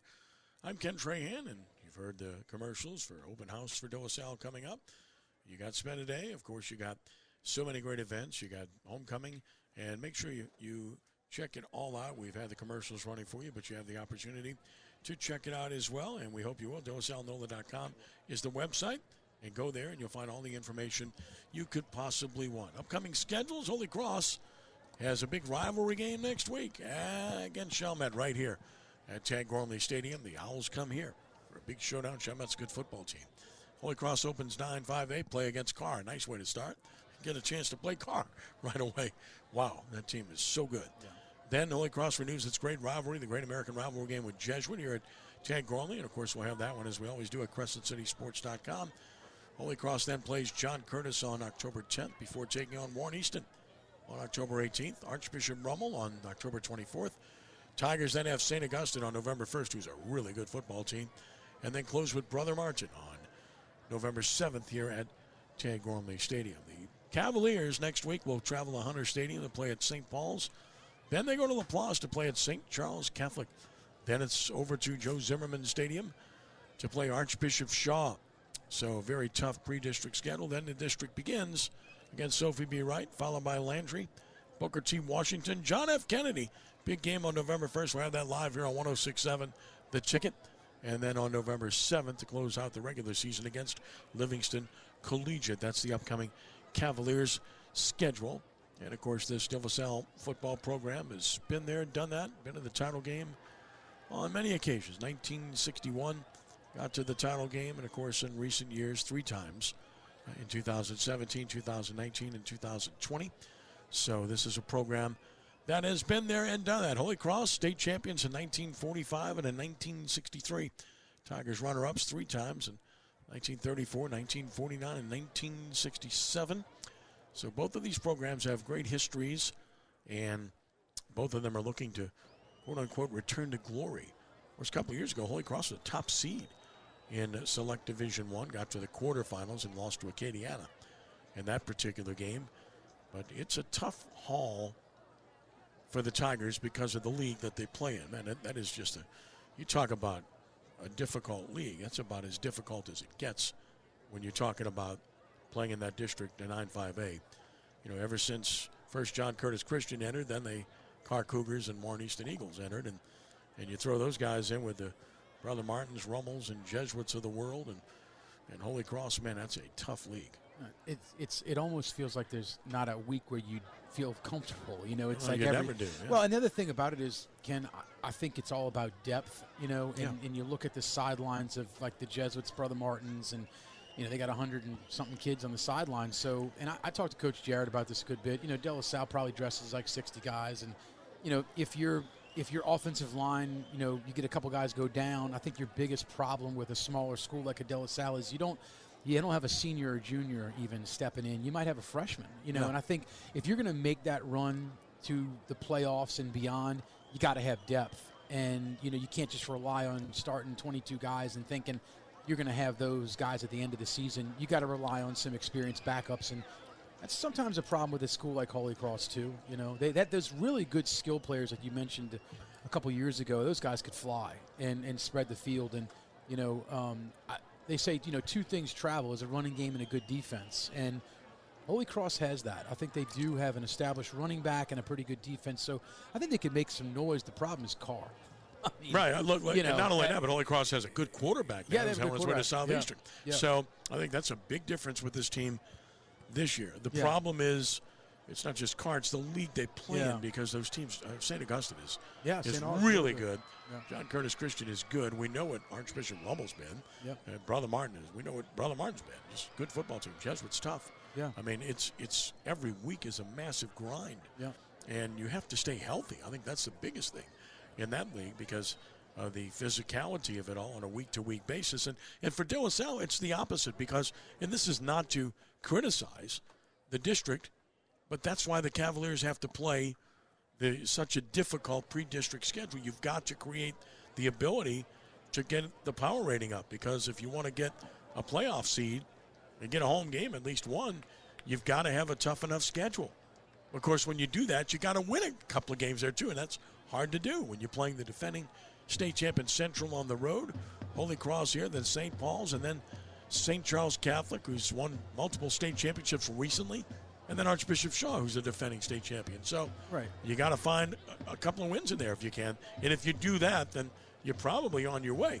Because you look at the league, and you say this with all respect to everyone, but it's John F. Kennedy. I mean, that's the team to beat. They're very good. Linares LPH has done a fantastic job with that program. Yeah, and you want to set yourself up with power points for the end of the season run, depending on where you'd fall. Like, last year De La Salle had a home game against Fisher, took care of business at West Jeff Stadium, won 48-0, and then all they get to go is to Calvary Baptist the following week to get 38-0. So you really want to set yourself up with power points. If you can get an early season, or middle season win against a tough opponent, I mean, I think that the next one that they'll obviously circle will be St. Paul's. They feel like a winnable game. I'm not saying this game's over tonight, but man, it's a tough stretch because you go on the road across the lake to St. Charles, and then you go to St. Charles Catholic the following week, and then you get Shaw the week after. So yeah, it's really tough. But I think Coach Jarrett likes that thought of your tougher games at the beginning of the schedule. They're front loaded for that reason. That when the time you play Kennedy, you've seen about everything you could possibly see. Good quarterbacks, good running backs, strong offensive and defensive linemen. Yeah. And you've got that experience. Sure. Yeah, listen, Kennedy is a really good team and a really good program. They've been a play away from being in the semifinals or finals the last couple of years. And Linares LPH does a great job. He's a really good guy and easy to pull for. And it's good to see that program doing as well as it is doing. And, of course, the Cavaliers are looking to be what they can be. And I think just listening to Coach Jarrett and watching what I've watched thus far, I think the clear issue is trying to get quarterback play. I mean, that's really, it's the most important position. It's what really stopped Holy Cross a year ago, where they didn't have a pure quarterback after they had a terrific one the year before. And with De La Salle, it's a different animal now with a quarterback that graduated. So it's difficult. So all good. I mean, well, and Noah Rogers is a senior, and I think he might be trying to do too much, and I think that he probably needs to manage the game a little bit better. I mean, obviously he needs to manage the game better, but I think for him, he'll learn from the mistakes he made early in this game tonight, and hopefully he can rebound. But Coach Jarrett did talk to me yesterday about he knew he was going to probably use both quarterbacks in some capacity.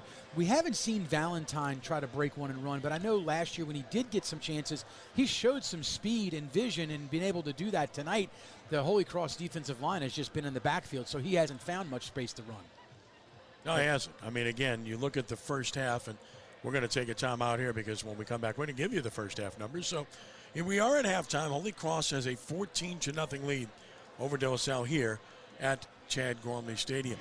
We'll return following this brief timeout. We will have first half numbers and set the stage for the second half of this one in just a moment here on a simulcast of 106.7 The Ticket at CrescentCitySports.com.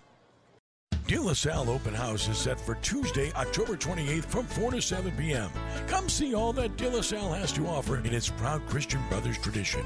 With 100% acceptance to college of its graduating seniors, De La Salle is the right fit for any boy or girl in the greater New Orleans area. De La Salle High School is at 5300 St. Charles Avenue in the beautiful uptown historic area of New Orleans. Visit DeLaSalleNOLA.com to register, and for more information, call 504-895-5717.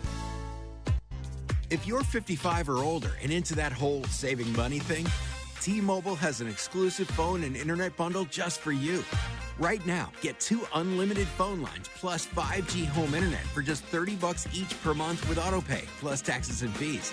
And with 5G home internet, setup is easy with just 1 cord and no technician needed, which is great if you're also into that whole keeping it simple thing.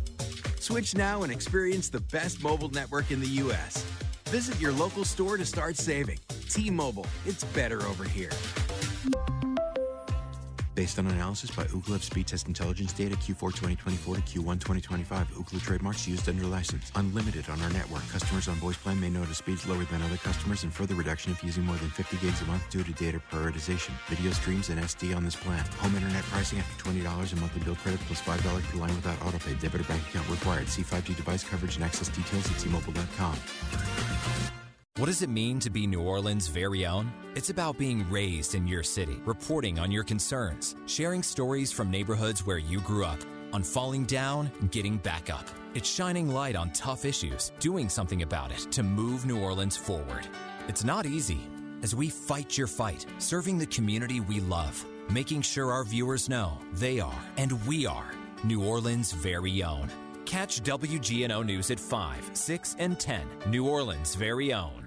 The De La Salle Alumni Association Board would like to congratulate the Cavalier football team on another season as the Cavaliers bid for the state championship as part of our continuing excellence on the Avenue.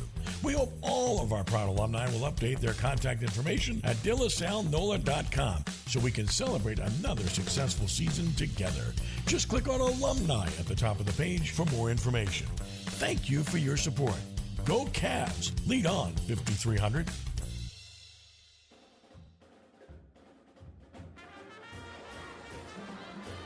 At halftime, it is 14-0 Holy Cross over De La Salle. Along with Jonah Keller, I'm Ken Trahan, and we look at the first half numbers, and it's a pretty interesting study because they're virtually even across the board. First downs, 8 for Holy Cross and 7 for De La Salle. Penalties, Holy Cross has 4 for 63 yards, De La Salle 4 for 40 yards. Each team with 2 sacks. Rushing yards, De La Salle 101, Holy Cross with 43. Passing yards, Holy Cross 101, De La Salle with 35. So you get the picture. It's really close across the board. It's total yards 144 for Holy Cross, 136 for De La Salle. But there's one big differential, 2 turnovers for De La Salle, and that's a big note in this game. Tigers have missed a couple of field goals in the game and missed an extra point, but did make a 2-point conversion. The end result is a 14-0 lead here at the half. Tigers had a long drive to start the game, and they took almost half the first quarter but missed a field goal after taking points off the board. But then a big interception by Jonah Weir set the table for another opportunity, but another missed field goal. Then the Cavaliers got stopped, and then a big 15-yard penalty sent them back to the 12, and the punt gave Holy Cross a short field at the 48-yard line. They went 4 plays, 48 yards. Keyron Smith, the 12-yard touchdown run. Missed extra point. It was 6-0 with 8:07 to play in the half. And then the big turning point. De La Salle had a really good drive going. Got to the Holy Cross 7-yard line, but took a sack. And then a big interception by Savoy Guidry. Returned at 84 yards for a touchdown, and that changed everything.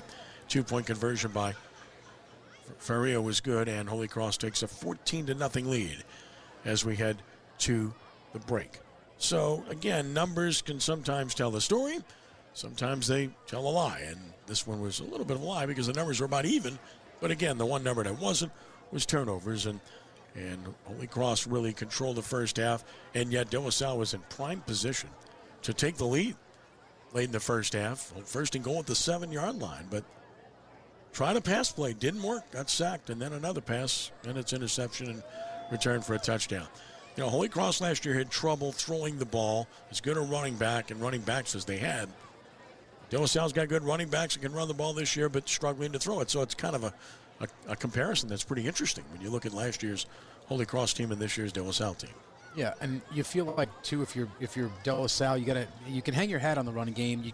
What you can't hang your hat on is turnovers. And on every level of football, it's a lot of people will say, you don't tell me the final score. What was the turnover ratio? The turnover battle. Who won the turnover battle?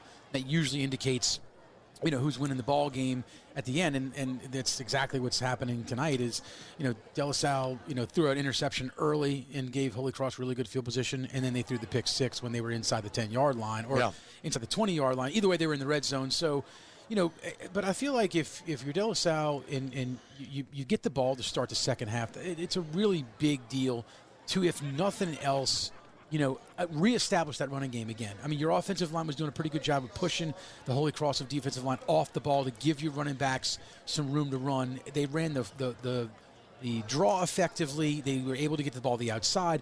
One thing they couldn't do was throw it downfield. I think they only completed a couple passes downfield. So, I'm not saying you have to still try to do that, but you got to make the right decisions when trying to throw it to your wide receivers at any time the rest of this half. Because you're one big mistake away from this game might be over. Yep. Yeah, 2-score game, doable. If you're De La Salle, 3-score game, likely not. Right. Tigers want to establish that. Don't forget that tomorrow night on Crescent City Sports, we'll have live coverage of the nightcap of the Inspire the City Invitational in honor of the late, great Ed Daniels. A matchup of nationally ranked teams as American Heritage of Florida takes on Edna Carr. Kickoff is at approximately 8:30 from the Caesars Superdome. You can watch it live on Crescent City Sports. You talk about two great teams, both ranked in the top 12 in the nation, playing each other tomorrow night in the Caesars Superdome. It's part of this great event going on, the beautiful move to honor Ed Daniels first and foremost. And we're sure looking forward to bringing you the nightcap of the Inspire the City Invitational. The first game, by the way, should be awfully good as well. And that's University Lab against Archbishop Rommel. So that's in the Caesars Superdome tomorrow.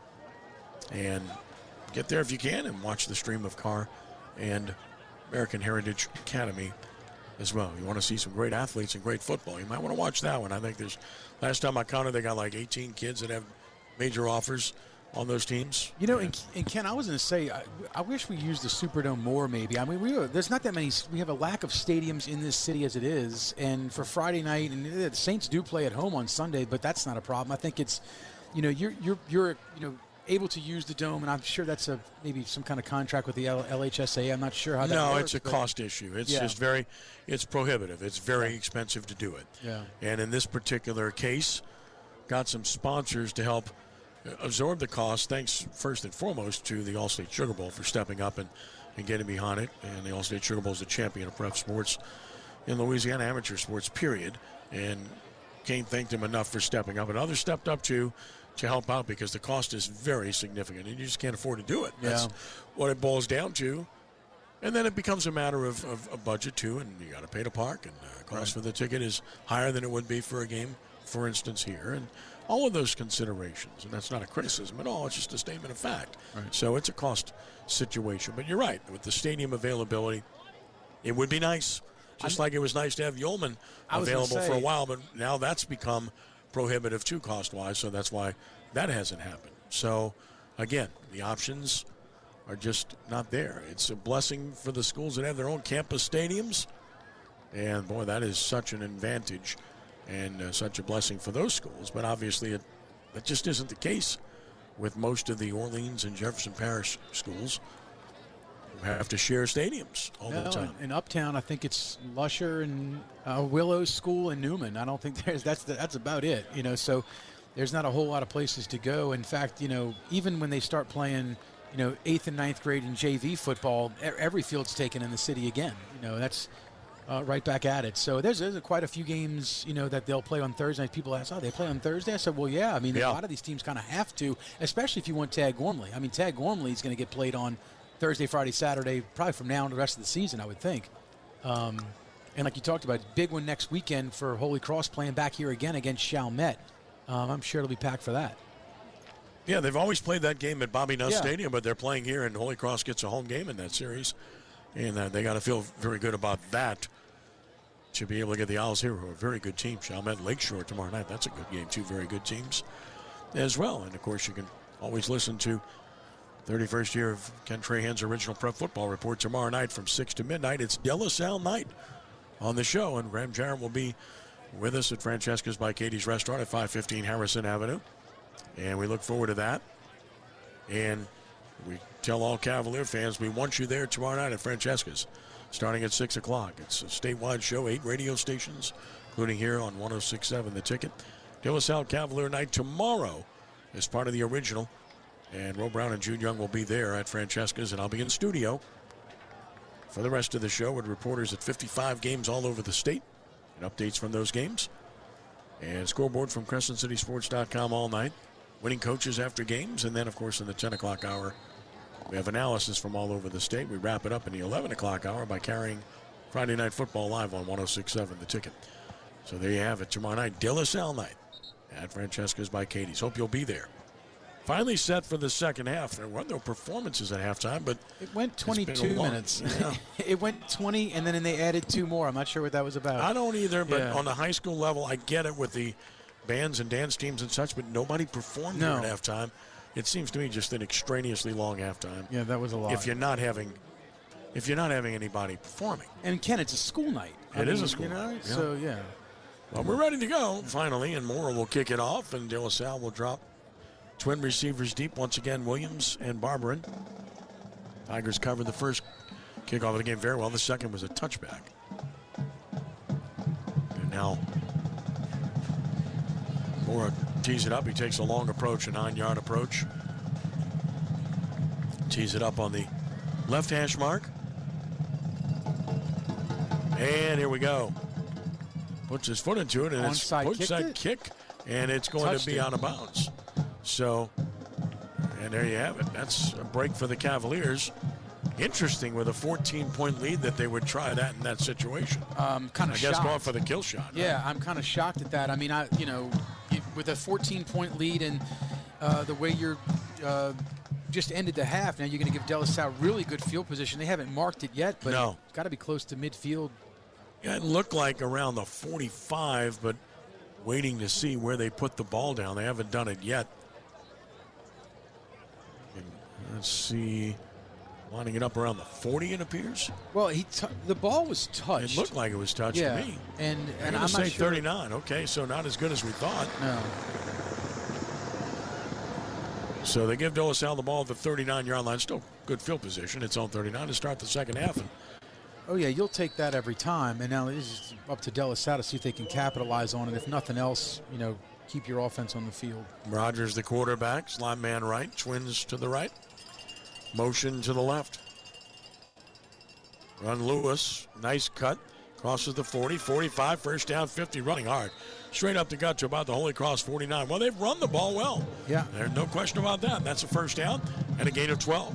No, and it's just that inside trap play. And we got a Holy Cross player down. Looks like an interior lineman that went down on that play. And not sure if he got caught in the wash right there, but really nice hard run, and that's what De La Salle has been able to do tonight is make those hard runs when they needed to and pick up positive yardage. But this lineman looks down and he looks like he's in a good bit of pain. Can't stand seeing that. No. Coach Wadney will go out to check it out. Training staff out there as well from Oxnard to check that out. And tonight's coverage on Crescent City Sports is brought to you by Game On Social Hub at 2421 Veterans in Kenner. With a full-service restaurant, arcade games, bowling, axe throwing, and laser tag, Game On has it all. They're open till midnight tonight, and on Monday nights at 6, you can join me with special guests for the Saints Hall of Fame show on 106.7 The Ticket, live from Game On Social Hub each and every Monday night during the football season. Lots of prizes and special guests this week. Our special guest is Saints Hall of Fame inductee Tyrone Hughes. Be there Monday night, 6 p.m., Game On Social Hub in Kenner, 2421 Veterans Memorial Boulevard. Hope to see you then. Injured player is up, being helped off, limping a bit. Let's hope that Cole Todd is going to be better. That's a big guy, 6'2", 253, a senior, and he's favoring that right knee. Looks like pretty good. And he might have just got it bent backwards, but at least he's walking off the field, not getting helped off the field. Right.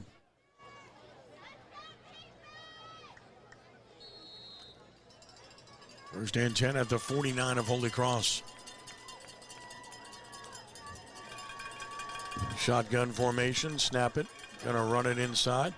This time very little.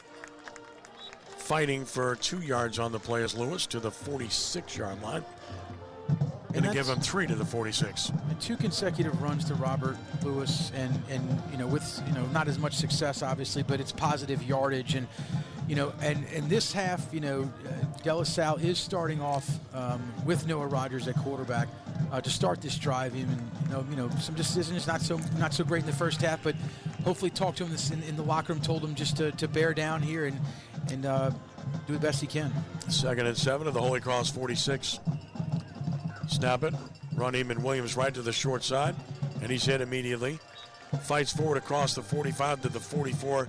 Picked up 2 yards the hard way to the short side. Make it 3rd and 5. Yeah, and that's the difference in the 2 backs. I mean, Eamon Williams, they've run this play a couple different times where they're trying to get him to the outside to stretch the defense and try to hit to the corner. He just never can. I mean, credit the really nice play right there. That's going to be Jonah Weir to come on the outside and pull him down for a very short gain. I mean, it's 3rd and manageable here, and this is an opportunity where you might see De La Salle throw the football, but I'm not so sure they'll do that here. Landry set the edge well for Holy Cross. Wide side, left side of the field. On 3rd and 5. Snap it, fake it. Quarterback keeps it, running left. Trying to get the edge. He's going to fight, but he's short. And now a big decision for Graham Jarrett. He's 2 yards short. Rogers to the 41. I think you've got to go. You got to go for it. And I mean, I think the decision here for Coach Jarrett is, just how you're going to run it. I think you're I don't think, now you're on the left hash, so you're at the shorter side right here. Your decision is, do you run it towards, run up the middle with your stronger backs in Lewis, or do you try to stretch it with Eamon? I think you go up the middle here with Lewis. So it's 4th down and 2 at the 41-yard line of Holy Cross for the Cavaliers, and they will go for it.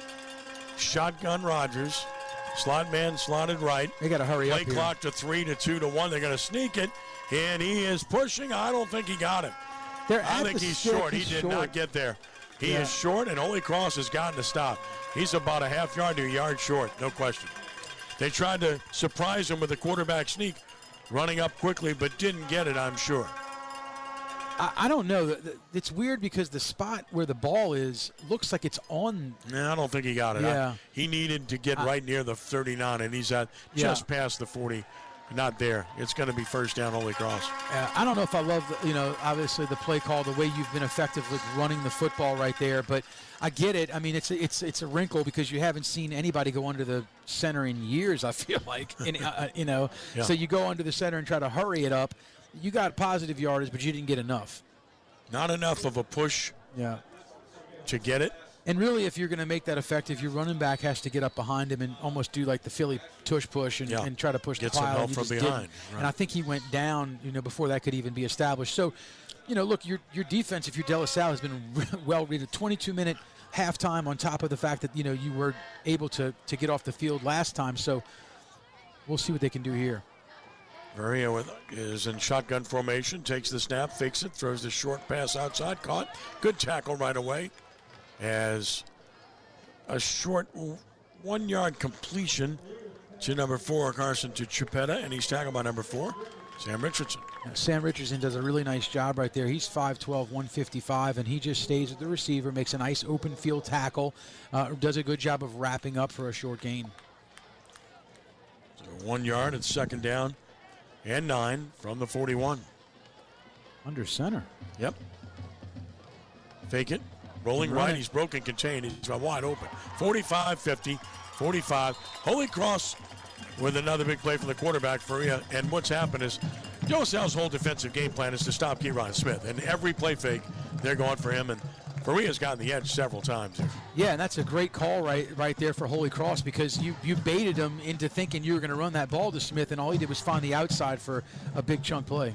13 yards to the De La Salle 46-yard line with a 1st down. And De La Salle's going to call a timeout, and I'm not sure if that's more of a personnel issue right there, or they just didn't like what they saw and that quick hurry-up offense from Holy Cross, which they've done that a bunch of times where they get everybody up the line of scrimmage, and then it's a check with me. But either way, I think De La Salle realizes right now that this is a crucial stop. I feel like if Holy Cross would score on this drive, the way that De La Salle's offense has been ineffective as far as finding the end zone, this could be the dagger. So that's the first time out for De La Salle. 2 remaining with 8:44 to play in the third quarter, 14-0. Holy Cross on top of De La Salle. And, if you're De La Salle, Holy Cross has found a way to get 2 turnovers. This is when you need yours. It's find a way to get the ball back as quick as you can and find a strip sack or a pick, anything. From the 46-yard line, it is 1st and 10. De La Salle showing blitz. Faria with a 4-receiver set. Takes the snap. Retreats to throw. Underneath pass caught. Whoa. Good tackle in the open field. Prevents what could have been a touchdown. I think about a 4-yard gain. Could have been a lot bigger than that. Yeah, and And the pass was caught by Talon Myers. It was a nice play by the De La Salle defense to actually make that tackle, because I think you're right, Ken. I think he scores if he doesn't get tackled right there. 2nd and 6. Myers with the catch. His 4th of the game. To the 42-yard line.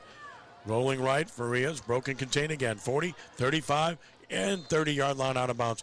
Every time he fakes it to Smith, they go with him, and he's got the edge every single time. That's 11 yards and a first down. Yeah, and you either have to spy the quarterback, and, I think a couple different times Jonathan Saul has been in position, but the athleticism of the Holy Cross quarterback in Ferreira has just been too much. And he's got some explosive speed on the outside, too, when he can get that level. But, it's just been a matter of, okay, if you're going to take away Smith, we're going to get you with Ferreira, and they've done it. Ferreira has a first down at the 31-yard line. Stop the clock, 8:09 to play in the quarter. And again, they go with 3 receivers left, a single to the right. Back to pass, looking. Trusher breaks down, he rolls left, gets away from pressure, he can run it again, he will, 30, and steps out of bounds at the 25, he can run. Yeah, okay, so Pollard for De La Salle, he's got speed. Ferreira just outran him to the side right there for a positive gain. I thought, this would be a matchup right here where you had some pressure, you got him to roll out of the pocket, and you had your right guy in pursuit, but Ferreira's he's got some wheels right there to get to the outside. Ferreira to the 26-yard line, a gain of 5. 2nd down and 5. Running inside, and they got Smith bottled up, and they're going to hit him for a loss. Again, the De La Salle game plan clearly was to take away Keyron Smith. Yeah. Other than the touchdown run, they've done that. Yeah, and then that's been the impressive part of it. But what you said earlier, Ken, about that if he fakes it and gets to the outside, it's like everybody crashes in on the on Smith to stop him, and then you've got the outside wide open. It's 3rd down and 7 after the loss of 2 at the 28-yard line of De La Salle. To the point, Smith has 6 carries for 7 yards and a touchdown. Several negative plays. 4 receivers set. Faria shotgun the snap, and he gives to Smith, and again, they're going to eat him up. He fights forward and somehow got a yard out of nothing because he was hit immediately and gets to about the 27. I bet they go for it here. We'll see what happens. And you got the 4th down. You got the stop you wanted, but now you got to get the ball back. And, Holy Cross had a lot of success with getting the ball to the outside of the boundary. I'd be surprised if they didn't do that on this play. I mean, there's not a whole lot up the middle. They've had success throwing those short routes. So if you're De La Salle, though, you can't give them that cushion. You've been giving them all night. You got to come up to the line of scrimmage and make them earn it. So it's 4th down and 6 at the 27-yard line of De La Salle. Tigers will go for it, snap it, pump fake it. He's in trouble.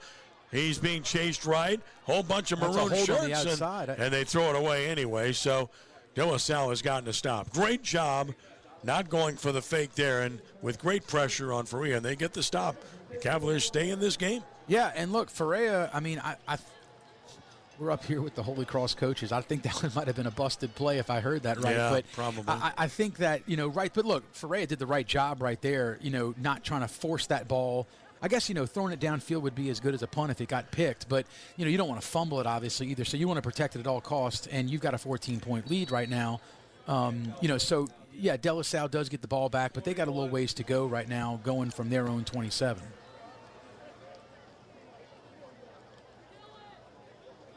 Valentine will be Williams will be the running back. Valentine is yet to complete a pass. Cavaliers are just 3 of 12 with 2 interceptions passing. Going to run a handoff left. Nice cut and still only able to get 2 or 3 yards as Williams. Yeah, and that's what Eamon Williams can do. I mean, he probably should have gotten tackled in the backfield, but he did make the first man miss and able to pick up some positive yards. But it's those trap plays that De La Salle keeps coming back to, that they keep finding success with. And you know, you're just thinking at some point someone's going to break one. And they've done it, 20, 30 yards here and there, but they really need to get to that second level and get some speed to get to it. And that'll be the hydration break with 6 minutes to play in the third quarter. 14-0 Holy Cross. And tonight's broadcast is brought to you by North Lake Moving and Storage, a team you can trust. At North Lake Moving and Storage, we provide outstanding service. Whether you are going across town or halfway around the world, whether your move is residential or corporate, our promise is to provide legendary service that moves you. Located at 20252 Highway 36 in Covington. Call us today for a free quote, 985-892-3091. Yeah, and with this timeout for De La Salle, you're 2nd and 7. You did get the ball back. You had some established momentum on your previous drive that just stalled at the end. So, right now, I think, you need to lean on your offensive line. You need to lean on your running game and find more holes. And if you're Holy Cross, you just have that bend but don't break mentality. Look, give them, if they're going to take some smaller runs, but just don't let them break anything. They haven't shown they can throw the ball downfield with success either. So if I'm Holy Cross, I'm almost think I'm stacking the box right here and just telling them, I dare you to beat me throwing the ball. 2nd and 7 at the 30-yard line following the hydration break. Going to run it inside right, 30, 35, and maybe about a yard short of the first down at the 36-yard line. Appeared to be Williams again. It was. And that's Eamon Williams through the A-gap that time. I mean, they like to try to get him to the edge and to the sideline so he can get himself in space, but right there they just go up the middle and did find a little running room and positive yards. That's where they've had their best success running the football, but it's 3rd and 1 at the 36-yard line with 5:30 to play in the third quarter. 14-0 Holy Cross.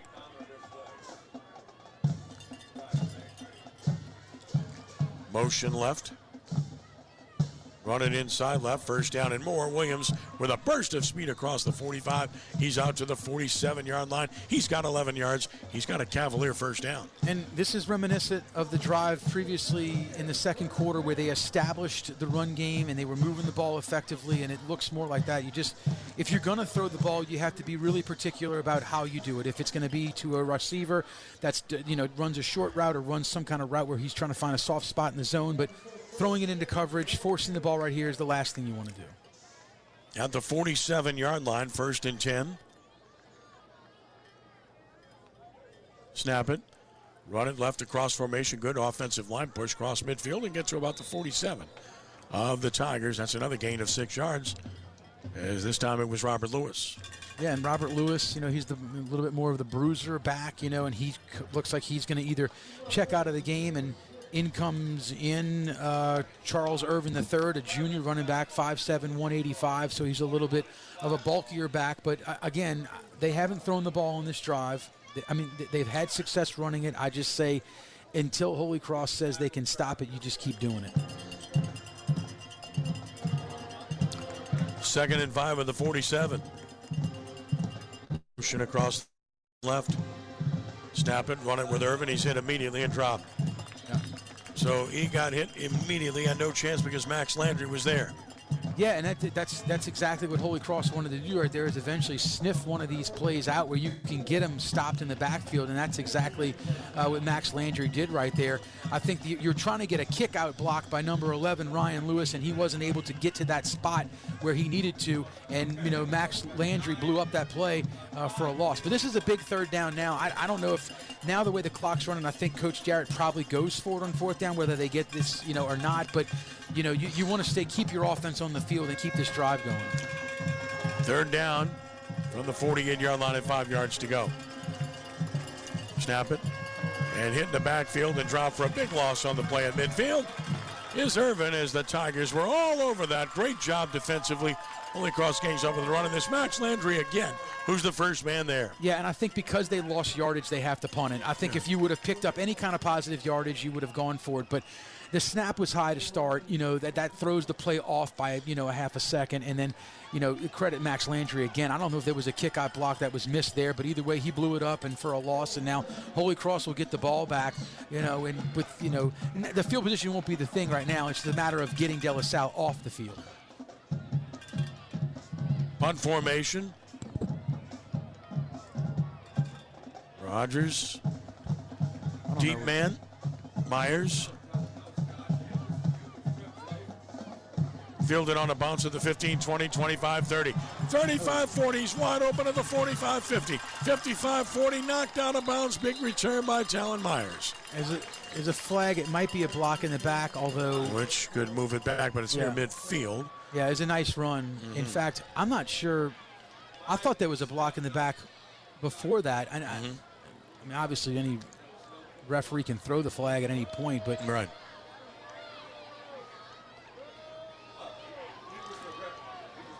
Now was that a hold? I didn't see that. Yeah, that's what the signal was. Okay. Either way. Yeah, there's still decent field position because of the return. Now, that's a spot foul and mark at 10, Ken? Yes. Yeah, so that it looks like it about from the 46, they end up at about the 36. Right. With 2:16 to play in the third quarter, waiting for it to be marked off officially. But Talon Myers, that's where they're going to put it down. Yeah, he had a run earlier that was pretty good. So I think if you're De La Salle right there, you lucked out with the field position, but that now it's a clock issue. They actually put it down at the 31. Yeah, further than I thought. Yeah. But your Holy Cross right here, Smith has been bottled up, but you need to try to run some time off the clock if you can on this drive. From the 31-yard line, Tigers may be content to run it here. A lot of motion. They run Smith. He broke a tackle in the backfield, but he's still going to be stopped for a short game. They just won't let him do anything. The Cavaliers, Jonathan Salle, making first contact, and now we get a late flag. Now, I don't know if that might be on. They threw the flag not for the. That might. I don't know. That'll be an interesting call because they didn't look like they threw it when Saul threw him down. Mm-hmm. I don't know. That's what I saw, but what happened after I that? saw.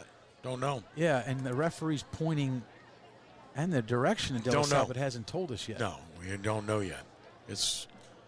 And they're moving the ball. Yeah, they're moving it against De La Salle. So that'd be. Well, we're still waiting to see. The gain was to about the 33. Personal foul, De La Salle. There we go. Yeah, and that's the second or third time tonight that you've made a play and then you've hurt yourself by at the end of the play.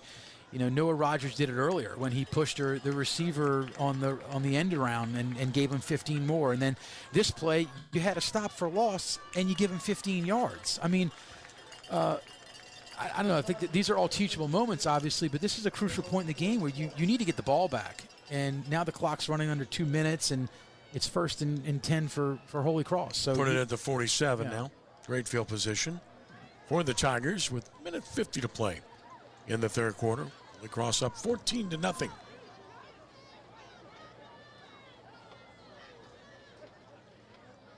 Motion right. And they can let this clock go for a while if they want. There's 25 on the play clock. Wow. Can't believe they ran it left. It. Yeah, I agree. I don't know why you're – sitting at the line of scrimmage that long. You can't hold your water that long. No. Your alignment. Right. Smith gets a yard. That's it. Second down and 9.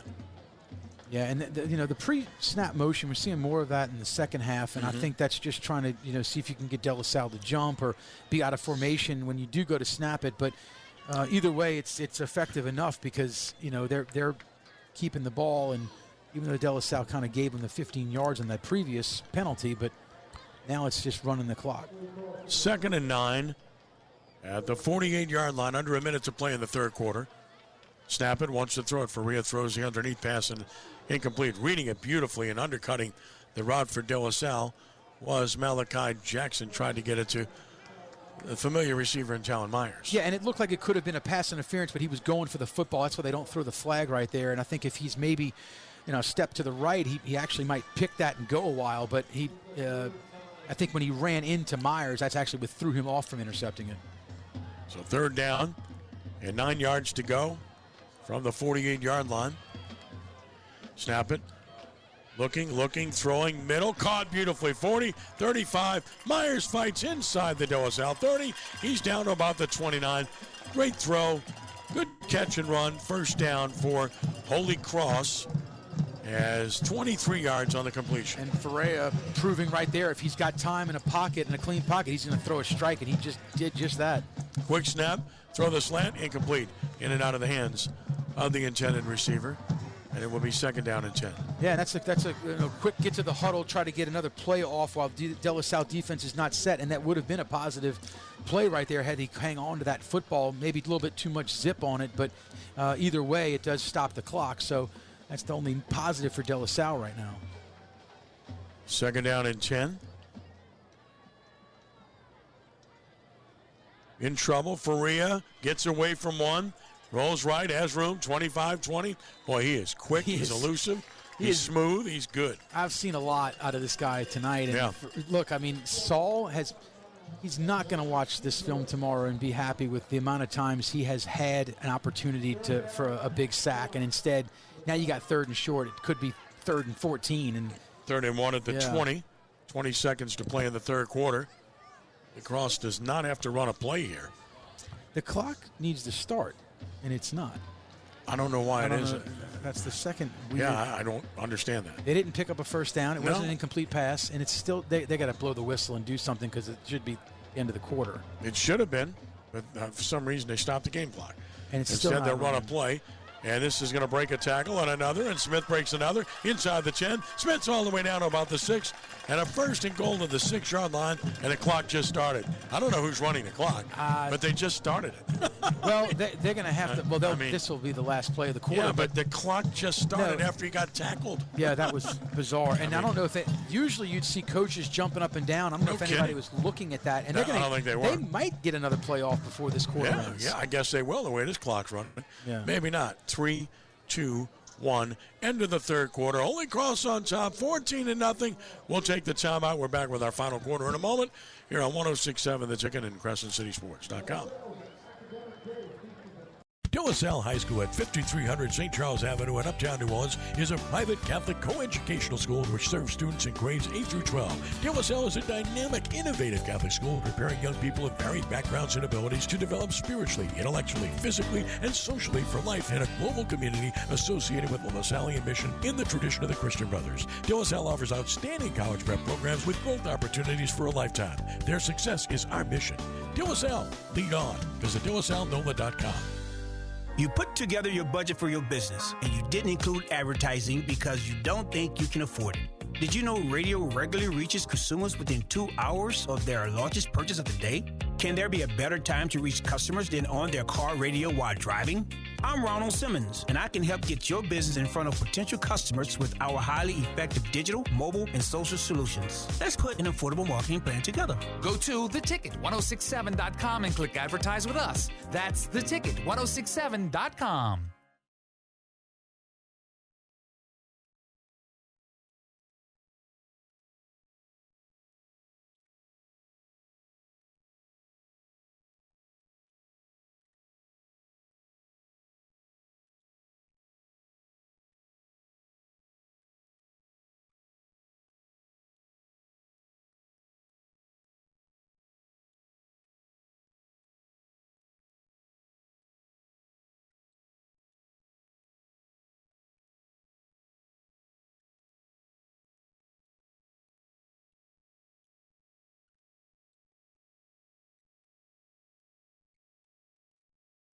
He gets it, and they're going to run it right. That's going to be ugly and hit for a loss. So driven straight back is Myers, and 3 maroon shirts were there. Barbarin was the first man there for De La Salle. And Kalish was there too. And it was an odd-looking snap. Like it almost looked like he was stuck there for a second. Like the motion guy was almost delayed, and I think that might have been what happened because they sent number 11, Talon Myers, in motion. I think it was just a little bit off on that play because the De La Salle defense had time to actually get in the backfield for a loss. Loss of 3. Second and goal at the 10. Twin receivers to the left. Rolling left is Faria. Flag down, throws, it's caught at the 10. At the 5, broke a tackle, and scoring is Keyron Smith, but there's a flag down on the play. It was on the backside. All you got to do is get Smith in space. He'll make people miss, but hold everything. Holding against Holy Cross. Second time they've had a touchdown negated by penalty in the game. And it's one of those penalties that would have had zero effect on the outcome of that play. But look, I mean, if you're De La Salle, you take it. It's just, but yeah, it was on the backside where I don't think that the defender from De La Salle was going to make a play on that ball anyway. But that's their second negative play in a row. So at least they're going backwards if you're De La Salle. But if you're Holy Cross, I mean, you know, punching it in right here all but feels like the game is over. From a standpoint of De La Salle coming back with their inability to move the ball on offense. Penalty puts it back at the 19-yard line, where it is second and goal. Wants to throw a middle screen. It does. It's incomplete. A little bit high for Smith. That might be the first.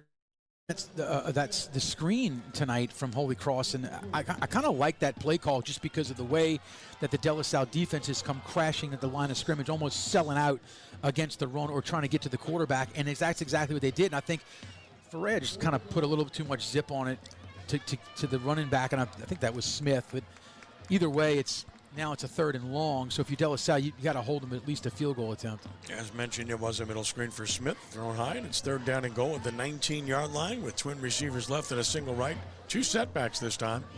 Wants to throw it. Faria looking under pressure, rolling left away from him, and he's going to be hit. He's going to be sacked, and it takes him out of field goal range, way back at about the 32-yard line. Great job by the Cavaliers. Amir Thomas was the first there. Yeah, and that's a really nice play, and it's a break for De La Salle because I think with the speed of Ferrer, I think if he gets to the outside and throws it away, you get the ball back at the line of scrimmage, and you're able to kick a field goal. Now, I don't know, that's a pretty deep one. Well, there is a flag at the top. Oh, boy.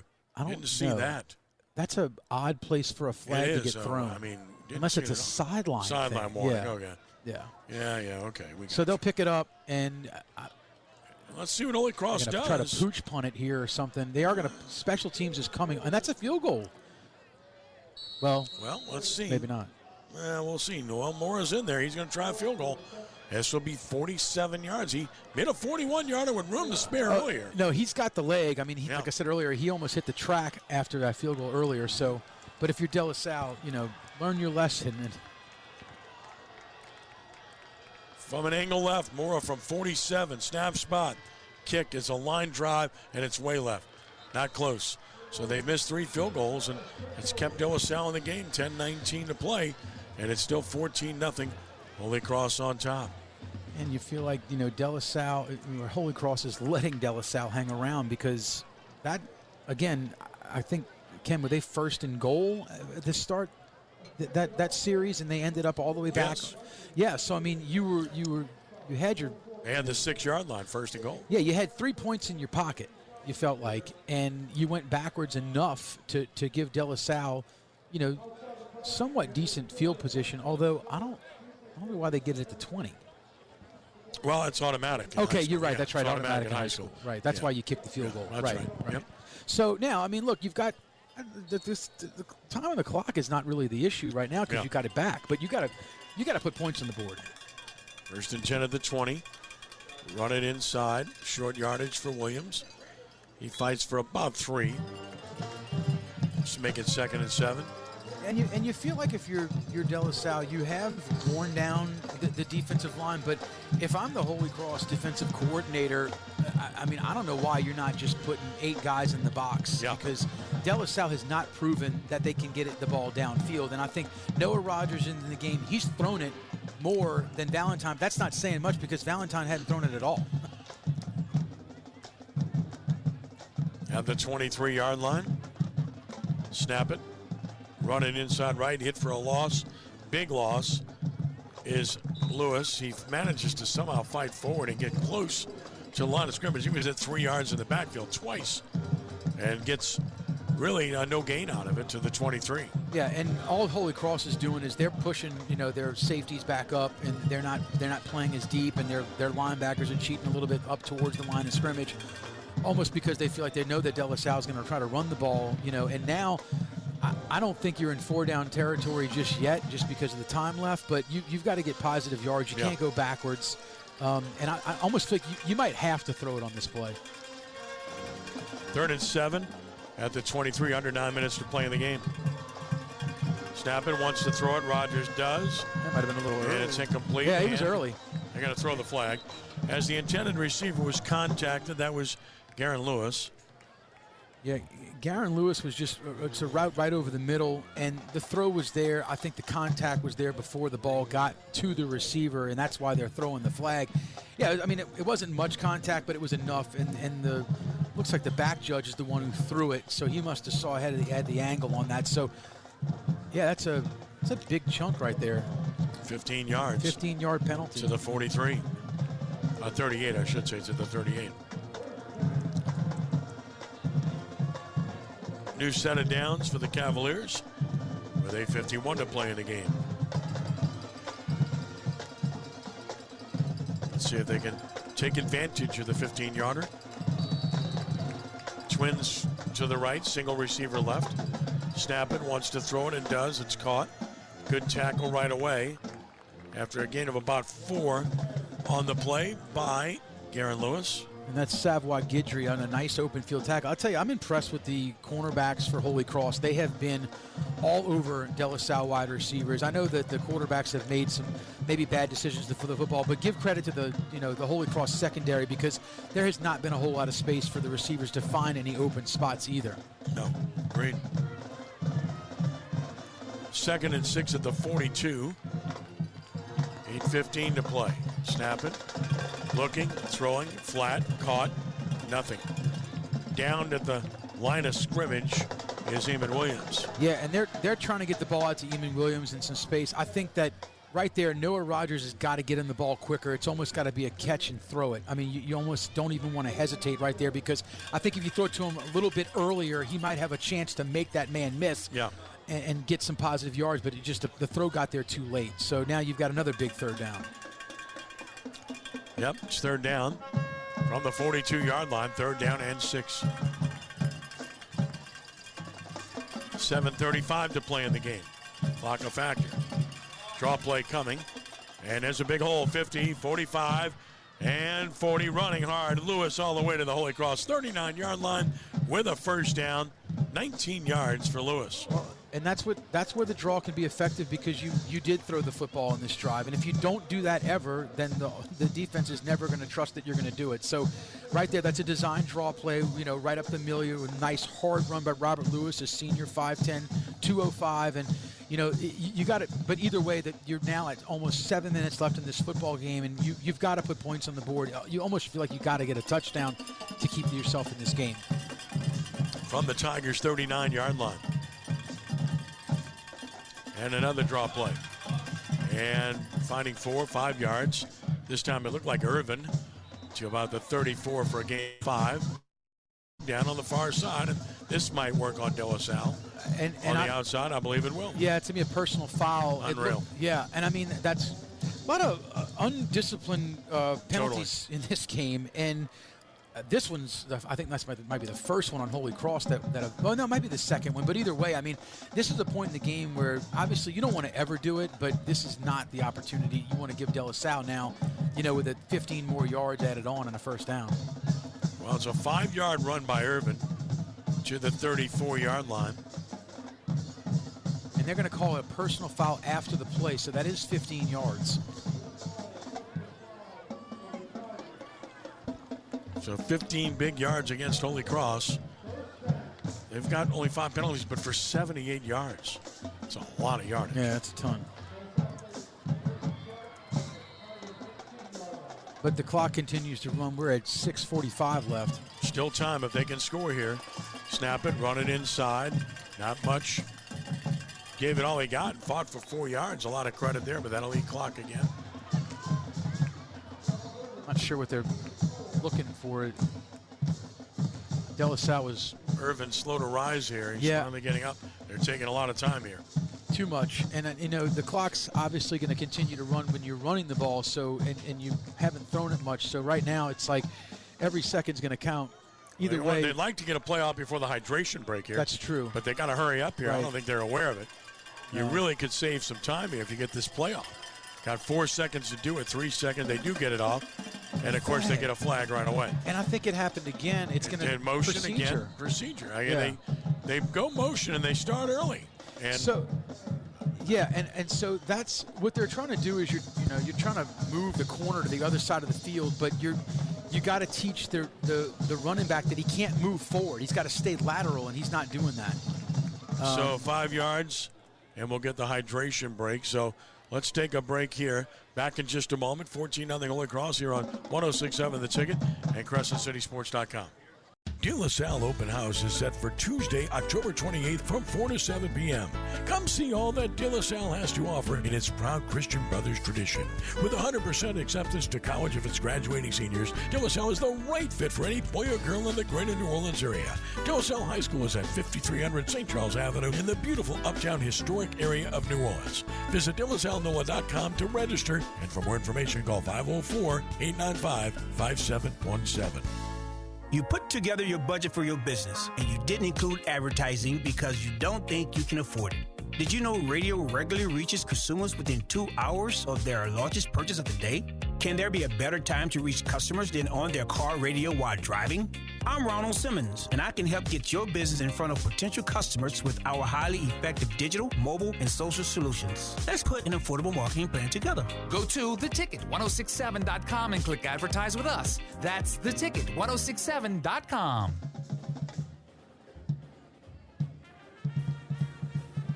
.557 to play in the game. It is 14-0 Holy Cross. De La Salle with the ball with a second down now and 11 yards to go from the 20-yard line after the 5-yard infraction. Going tight with 3 receivers right, everybody else tight, motion left. And they're going to run it left and hit for a big loss. So they smothered it. Tigers with great penetration. Smother Irvin for a loss back to the 17, or make it the 22-yard line. And Ken, that was Cole Todd, who came out of the game earlier injured to make that stop behind the line of scrimmage. And I don't know if that was a counter play where they were pulling the guard and tackle on the right side, and he just ran right behind him and showed some really good speed right there by making a tackle for a loss. So you're at 3rd and long again. If you're De La Salle, you're obviously going for it, so you just want to pick up something positive here. And taking a lot of time, but they have to make sure here that they have a good play. They're going for it on 4th down no matter what. And they're about to get a delay game. More than I mean, they need to run it fast. They took forever. Here's a run inside, shook one tackle, and Irvin fights to about the 17. So this will be the play of the game, 4th and 8 at the 17. Yeah, it's the play of the game. And I mean, if you're Coach Jarrett, I don't know if you want to keep your timeouts, but then again, you want to make sure you have the right personnel and the right play called here, because if you don't get it, the ball game's essentially over. Correct, so, and you only have 2 timeouts left. Right, so I think you just, right now, the play clock's at 20, and you're not even close to set, although you're just letting the clock run. So I'm not sure the thought here, but they've got to hustle, though, because now you just blew probably 30 seconds. Yeah, there's a sense of urgency. They might not get this playoff. No, you're not. You're at 5 seconds. They're going to have to take a timeout here. 3 seconds, 2 seconds, 1 second, got it off. Wants to throw. Going to float it down the field to nobody. So, ball will go over on downs, and just nothing there in the passing game. No, and for De La Salle. You know, You'll see this on film if you're De La Salle tomorrow, but Robert Lewis has got to do a better job of going after that football and trying to get a pass interference call or anything right there, because, you know, the throw was the correct one because you wanted to put it out there to get some air under it to try to make a play, but Robert Lewis has got to do a better job of trying to get to the football. So essentially, if you're De La Salle, your only hope right now is you got to start prying it loose.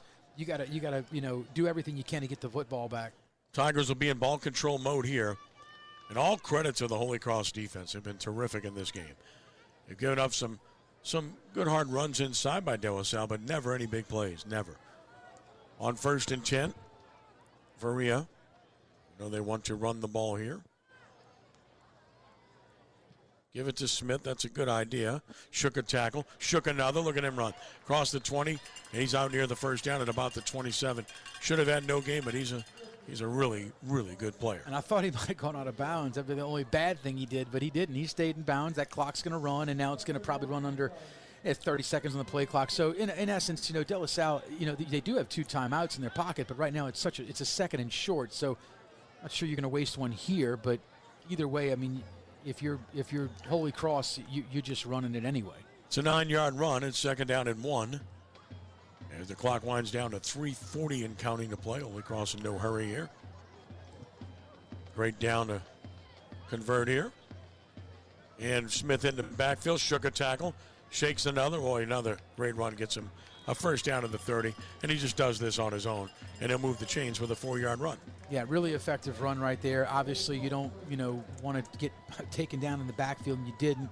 You're able to squeeze, a few extra yards out of it right there at the end. And the De La Salle player down. Which will stop the clock with 3:19 to play. And, Ken, I didn't want to jinx it, but we haven't seen a person cramp. And we've done these games before where it feels like every other play. And that's what you have here. Yeah, and this is our first cramp of the night with 3 minutes and 19 seconds left in the game. So maybe credit to the coaches and the hydration timeouts that we haven't seen more of that. Although, it's not, we talked about it earlier, it's an overly humid night or hot night, but it's still September in New Orleans, so it's not ideal conditions. But, this is just one of those games where I'd be curious to see what the ending as far as time possession, because it was dominated in the first quarter by Holy Cross, and then De La Salle kept it a bunch. So, again, we might look at this at the end of the game and see the statistics almost the same. It was the 2 turnovers that really did De La Salle in that eventually could be the dagger. Still trying to stretch it out with 3:19 left to play. And I couldn't see it. I think it was Mark Calise. Yeah, can't tell. Although, no, that can't be right. Laying down, we're just not able to see. But now they are starting to help him up and got him on his feet, and that's good news. Oh, no. I see a 9. It might be Jonathan Salle, he's been all over the field. He just hasn't hit. No, that is 19. Yep, it sure is. That's Mark Caliste. Yep. Junior. Yep. Help him off. And back to play. 1st and 10 at the 30-yard line. Dead ball situation. Now the clock starts as the handoff goes to Smith. Running right. He's hitting the backfield, and another flag comes down. And that almost, it might be a face mask or something like that, because I don't know how a hold would have, maybe not. They're going to call a hold on So they're just trying to run the clock here and stop the clock for a holding penalty. And it does stop the clock for the ball to be set, but then the clock's going to start again, and De La Salle does have 2 timeouts, and I think you might take one now, but maybe not. It'll be 1st and 20 at the 20 as a result of the hold. Clock says 3:12 to play. And it'll start on the whistle. From the 20-yard line. Snap it, wants to throw it, and does. The slant. It's broken up. I'm surprised they're throwing the ball. I know it's 20 yards to go, but that was a gift. You stop the clock with 3:02 to play. Also, Devin Barbron might have been on his back right there, too. I mean, he's just throwing a quick slant route right there, and I'm with you, Ken, because right there, that's one of those passes that gets popped up in the air, and then De La Salle could get a pick 6. That's the only thing that can hurt him at this point, because De La Salle hasn't been able to score. Right. Even if you punt the ball, you run the clock if you run the ball. Right. And 2nd and 20. Snap it. There's a quick toss sweep to the right. Smith has speed. Smith is going to try to stay in bounds, but he can't. So that's not what he wanted to do. No, and that stops the clock. Steps out of bounds, again. Stops the clock with 2:56 to play up at about the 28-yard line. He picks up 8. It's 3rd and 12. Yeah, so, if you're De La Salle, you still do have those timeouts, here, and the clock is stopped, but you can end the game if you Holy Cross with a first down, you feel like, and now Holy Cross. De La Salle just called timeout. So now the Cavaliers have just one left. And the clock was stopped. Yeah, I don't know. And again, that could be a personnel issue, because we talked about this earlier, is that, it's all about depth. And if you didn't have your right guys on the field and one of them is going to be ready to come back, but you got to call a timeout to do it, you call the timeout. He called a timeout. Tonight's coverage on Crescent City Sports is brought to you by the Lamar Crescent City Ford, the Commercial Vehicle Center at 6121 Jefferson Highway in Harahan. Lamar Crescent City Ford. We got a truck for that.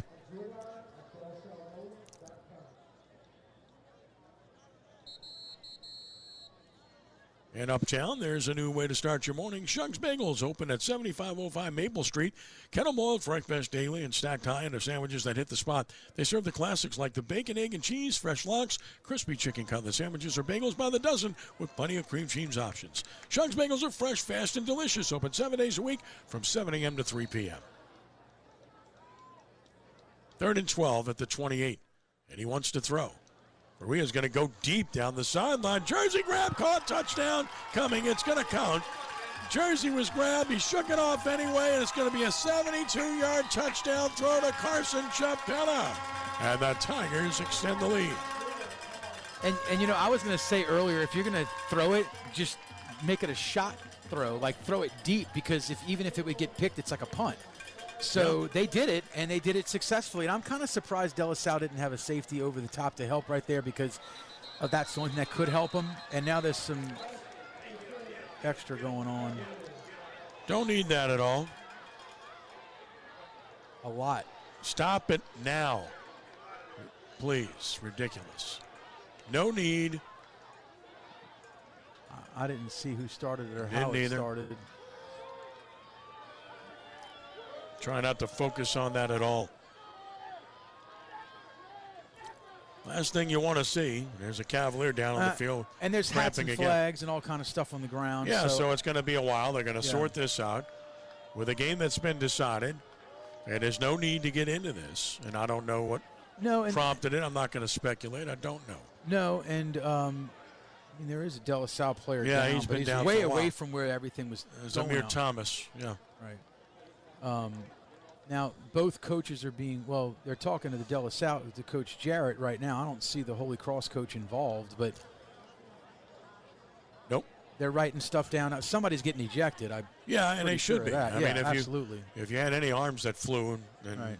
But it happened on the Holy Cross side, and the play was long over, so I'm not really sure if a De La Salle player went over or what, or they might call taunting in a personal foul. Who knows? Well, we're just going to have to wait to see what they signal when they sort it out. The post-play, so it's a dead ball foul no matter what happens. But now it's player ejection. Ken, I don't know if you get ejected right now, you can't play the next week, right? Don't think so. Yeah, that's a rule I'd have to check. Right, and that's the big thing about this is this game's over. I mean, to get thrown out of this game at this point means more for your team because you can't play next week. Still trying to sort it out. We have 2:45 to play. Yeah, and I guess it's multiple referees who saw what when, and that's what they're trying to figure out right now.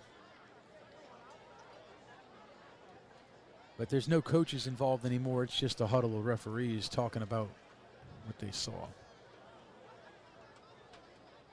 But Ken, that was a really good throw and catch, despite what's happening right now. And I think, like I said, it's like I don't think either team has thrown the ball more than 30 yards. That might have been the first time all night that's even happened. Yes. And it was a perfect connection, and it was a really good time to do it to seal the game if you're Holy Cross, because you hadn't done it all night. And I guess if you're De La Salle, you're thinking they haven't done it. They've just been running it. So we're going to get the ball back right here, and the opposite happened.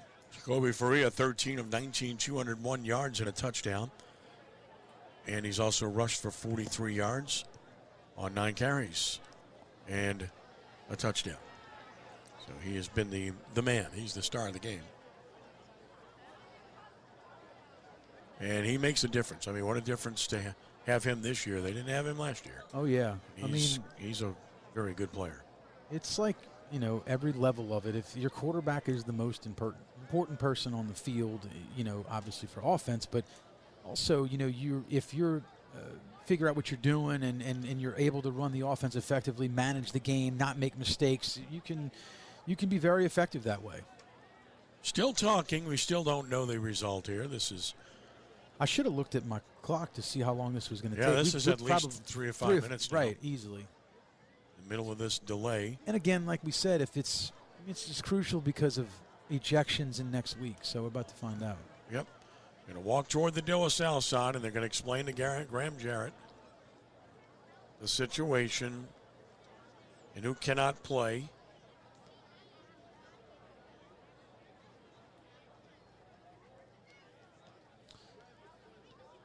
Making sure.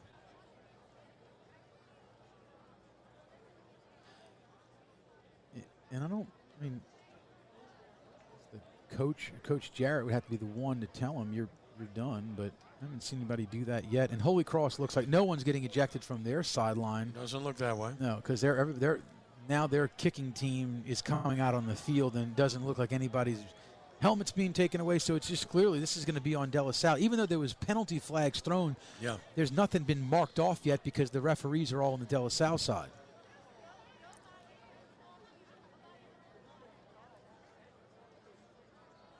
Now I guess we'll get an explanation, although the white hat now has to come talk to the Holy Cross head coach. Mm-hmm. Oh, no. Maybe not. Started that way, but stopped. Yeah. Flags being picked up. I think somebody's out of the game, but we're not sure who. So it's unsportsmanlike on Holy Cross, unsportsmanlike on De La Salle. Okay. Somebody got kicked out. We don't know. Yeah, we just saw the ejection signal. But we Okay, don't so know who. one person, I don't know, maybe more than one, but somebody did. Don't know, and this isn't the college or professional level. We don't have a microphone to tell you. But it is interesting that it was unsportsmanlike on both teams. So somebody for both sides did something, and again, like you said, Ken, a game that's basically over. There's no need for it in any part of the game, but especially when it's over. I mean, you got to be smarter than that because you want to. I guess if it's player on each team, they can't play next week. Extra point attempt from Mora is up, and he hit it hard and low and missed it left. That was actually 42. It was a different kicker, so and they tried a different kicker. Yeah, I wonder if just took a shot at it. And we'll see. Well, Mora might have been hurt or something, or they're just letting him try it now. I mean, so this game's pretty much over. But, but an unfortunate situation there at the end with the unsportsmanlike conduct calls because for the most part, I mean, it's been a pretty good football game. I mean, I think what we thought we were going to get, we got. And maybe I thought Smith would have, been able to be a little bit more effective, but it was actually Ferreira who was more effective in this game. I think he's set the tone early with his ability to escape the pocket. I don't know how many times he did it when De La Salle had him in the backfield, and he just kept the play extended and kept drives going.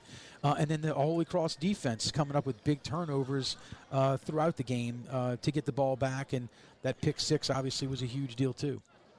Jacoby Free, as mentioned, with 201 yards passing and a score, 43 yards rushing and a score. 2:45 to play. 20-0 Holy Cross. And kickoff is coming. Morris fun. He's out there to kick it off. They just decided to try another kicker. Yeah. Didn't work out too well, but they got some experience in the process for another player. And more to kick it off here. Puts it in the air hard, high, deep, touchback. That's a big weapon on the high school level. Salle will start from its 20 with 2:45 to play. Yeah, no timeouts. I thought they might have had one. Doesn't matter. I mean, Holy Cross has all three. There's no sense in them calling them right now. In fact, I think if you're both of these coaches, you just want to get on the buses. I mean, I hate the way it sounds like that, but it's true. It's true. Yeah, and I don't think it's a bad thing for either one of these teams to just. You learned a lot. I think Holy Cross learned a lot in this game too because of what they did effectively. And De La Salle, 20-0 looks probably worse than it really was, but. You had chances, and you just didn't capitalize when you could have. And this is a weird formation. You got Noah Rogers out as a wide receiver and Valentine as the quarterback. Yeah, they had that once before where he threw a pass for Rogers. Right. So, and they're not going to sit on it. He wants to throw the ball. Now he's rolling right under pressure. Now he's looking and just heaving it up down the sideline. And incomplete, and they're going to call interference. Well, that's but Ken, that's what I thought that Lewis should have done with that throw to the end zone. It's like you got to sell it, man. And that's exactly what Noah Rogers did right there. Is you sold that pass interference, which, by trying to go back for the ball. But actually, I think it's number 1, Brandon Green for Holy Cross. If he turns around, he's probably got a pick. But I'm kind of surprised that they're throwing the ball, at this point. But I guess, look, you're trying to maybe gain some confidence if you do connect deep, and at least you feel good about it. Well, the negative for Holy Cross is penalties. 7 penalties for 103 yards now. That's a lot, yeah. They've been big penalties. Yeah, and usually they say 100 yards in penalties equals a touchdown. They hadn't given that up. So these penalties haven't killed them in any way because they've been able to get the ball back. Or I think the De La Salle got into the red zone a couple times, but they didn't allow them to get anything after that. Yep, no doubt. And that's the end of the play clock, and that's going to be a 5-yard delay game. Should be. There it is.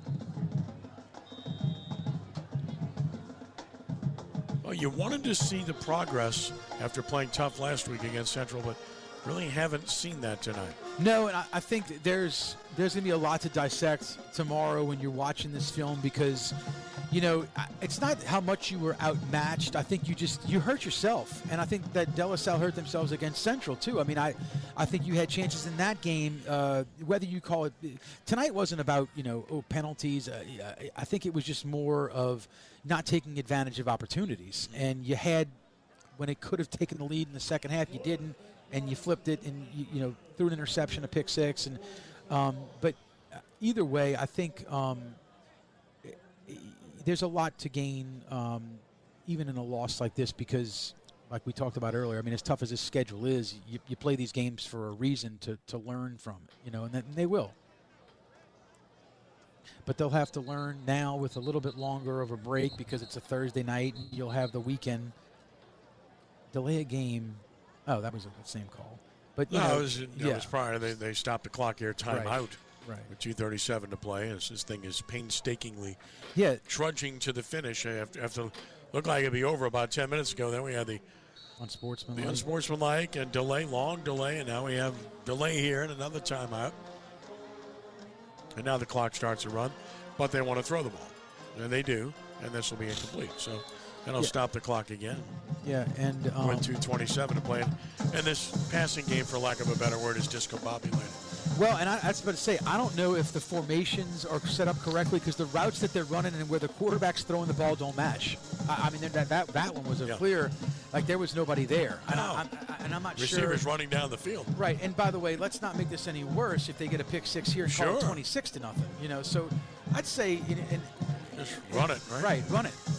No harm in that. There's the draw play. And for a couple of yards goes Lewis to the 32. So a gain of 2. That'll run the clock. Yeah. And it's not a bad thing. I think what you wouldn't want to have right here is one of your running backs that you have been leaning all night on getting hurt right now because you're going to need them the rest of the season, and especially in district play. No doubt. So we'll see what they decide to do. They're going to let this one, they're obviously in no hurry, but 5 yards not going to do anything anyway. No, it's third down and 13 yards to go from the 32-yard line. Letting the play clock run down. And we'll try to throw it again. Under heavy pressure. Holding. They didn't call it? They didn't call it. That's crazy. Just throws it down the field. Jump ball coming. Intercepted. Third turnover of the game for De La Salle. And coming up with a pick for Holy Cross is Brandon Green Jr.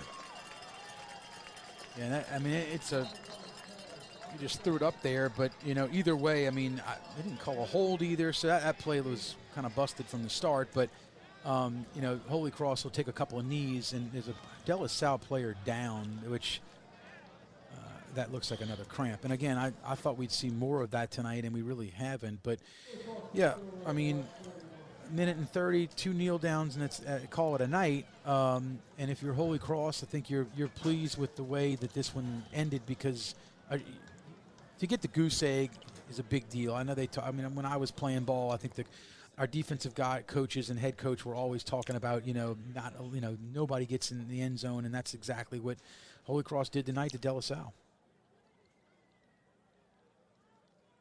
Line of scrimmage when play resumes will be the Holy Cross 41-yard line. Waiting for the injured player to get up, and that is Eamon Williams, who's all the way over on the Holy Cross sideline. Cramps, clearly. Yeah. And trudge across to the opposite side of the field. Yeah, And actually, the only real injury we had earlier was number 55 for Holy Cross, Cole Todd, but all he did was come back in the game and have 2 monster tackles for loss that stopped the drive for De La Salle when they were actually inside the red zone. So injury-free for the most part, besides the hydration issues. Maybe that's about it. 41-yard line, Tigers, 1:30 to play, and they're in victory formation to take a knee here.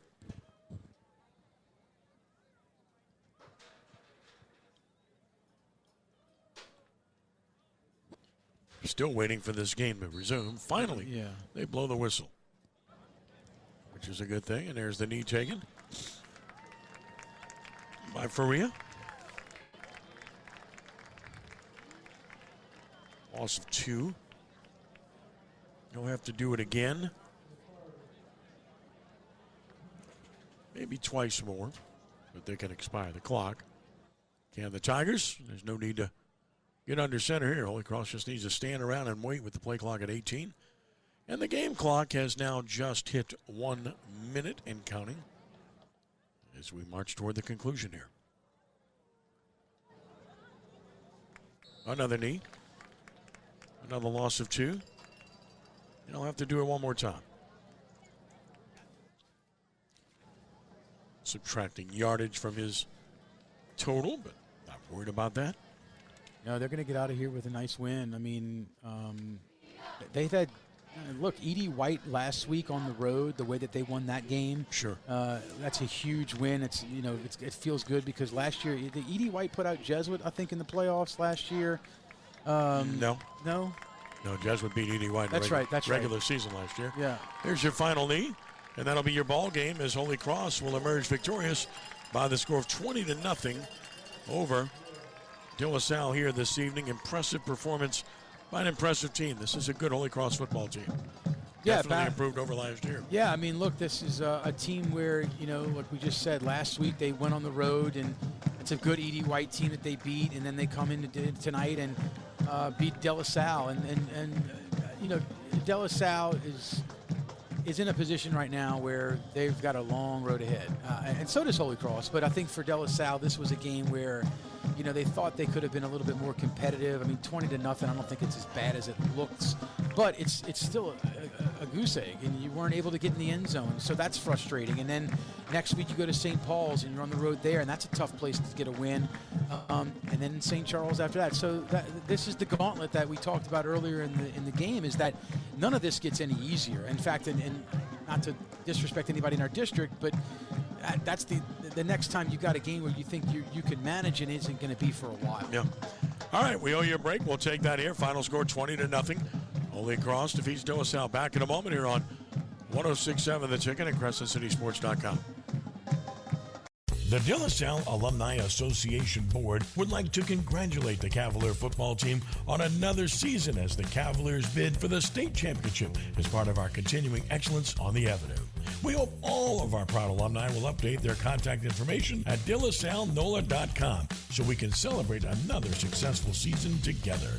Just click on Alumni at the top of the page for more information. Thank you for your support.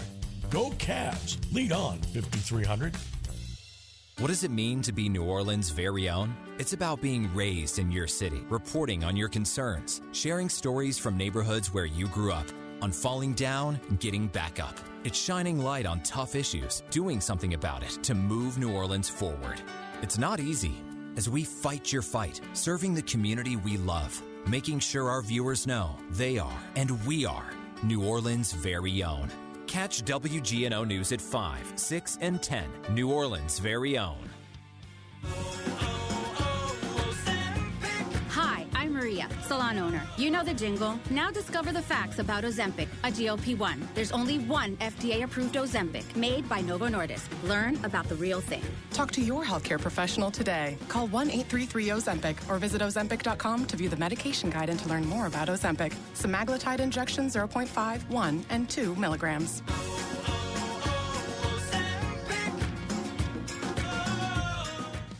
Oh, could this vintage store be any cuter? Right? And the best part? They accept Discover. Accept Discover? In a little place like this?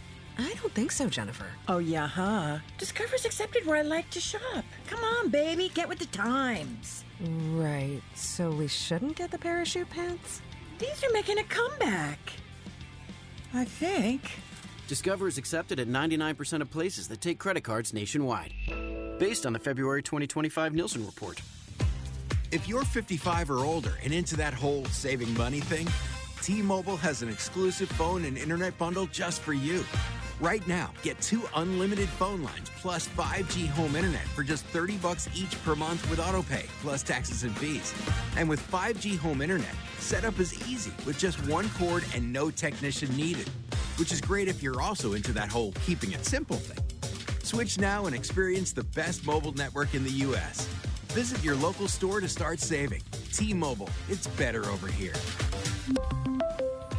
Based on analysis by Ookla Speed Test Intelligence data Q4 2024 to Q1 2025. Ookla trademarks used under license. Unlimited on our network. Customers on voice plan may notice speeds lower than other customers and further reduction if using more than 50 gigs a month due to data prioritization. Video streams and SD on this plan. Home internet pricing after $20 in monthly bill credit plus $5 per line without autopay. Debit or bank account required. See 5G device coverage and access details at T-Mobile.com.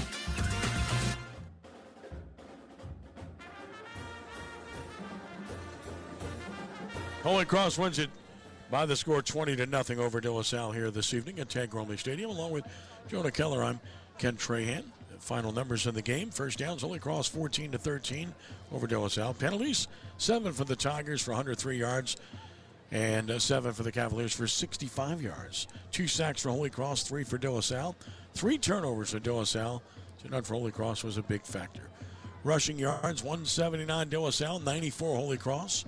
Passing yards, 39 for De La Salle, 201 for Holy Cross. So the total yardage, 295 for the Tigers, 218 for De La Salle.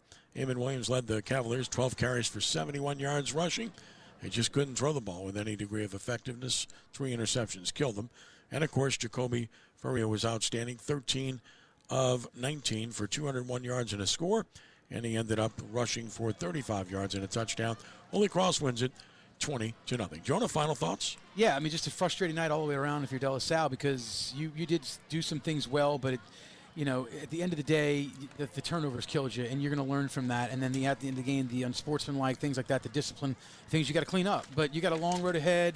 I think this is one of those games that Coach Jarrett schedules for a reason because you want to have the tough skin. And you took one on the chin tonight, but you got to regroup, and you got to go on the North Shore next week and try to hold your own against St. Paul's. Well, you can be better than this, no doubt about it. Defense competed well enough, but the offense, again, just the lack of any versatility with the passing game really was a killer here tonight. Can only get better from here, right? That's right. So there you have it. Yeah. Jonah, it's been a pleasure. Thank you, my friend. Thank you, Ken. And I want to thank our friends from 106.7 The Ticket, Rudy Dixon and Company, for a job well done tonight. And thanks to our listeners for being with us. Thanks to our viewers for being with us. And thanks to our sponsors for making it happen. Once again, our final score here tonight, Holy Cross, a winner over De La Salle by the score of 20-0. For Jonah Keller, Ken Trahan from Tad Gormley Stadium saying thank you for joining us and be a good sport. And God bless you one and all. We are rounding third and heading home. So long.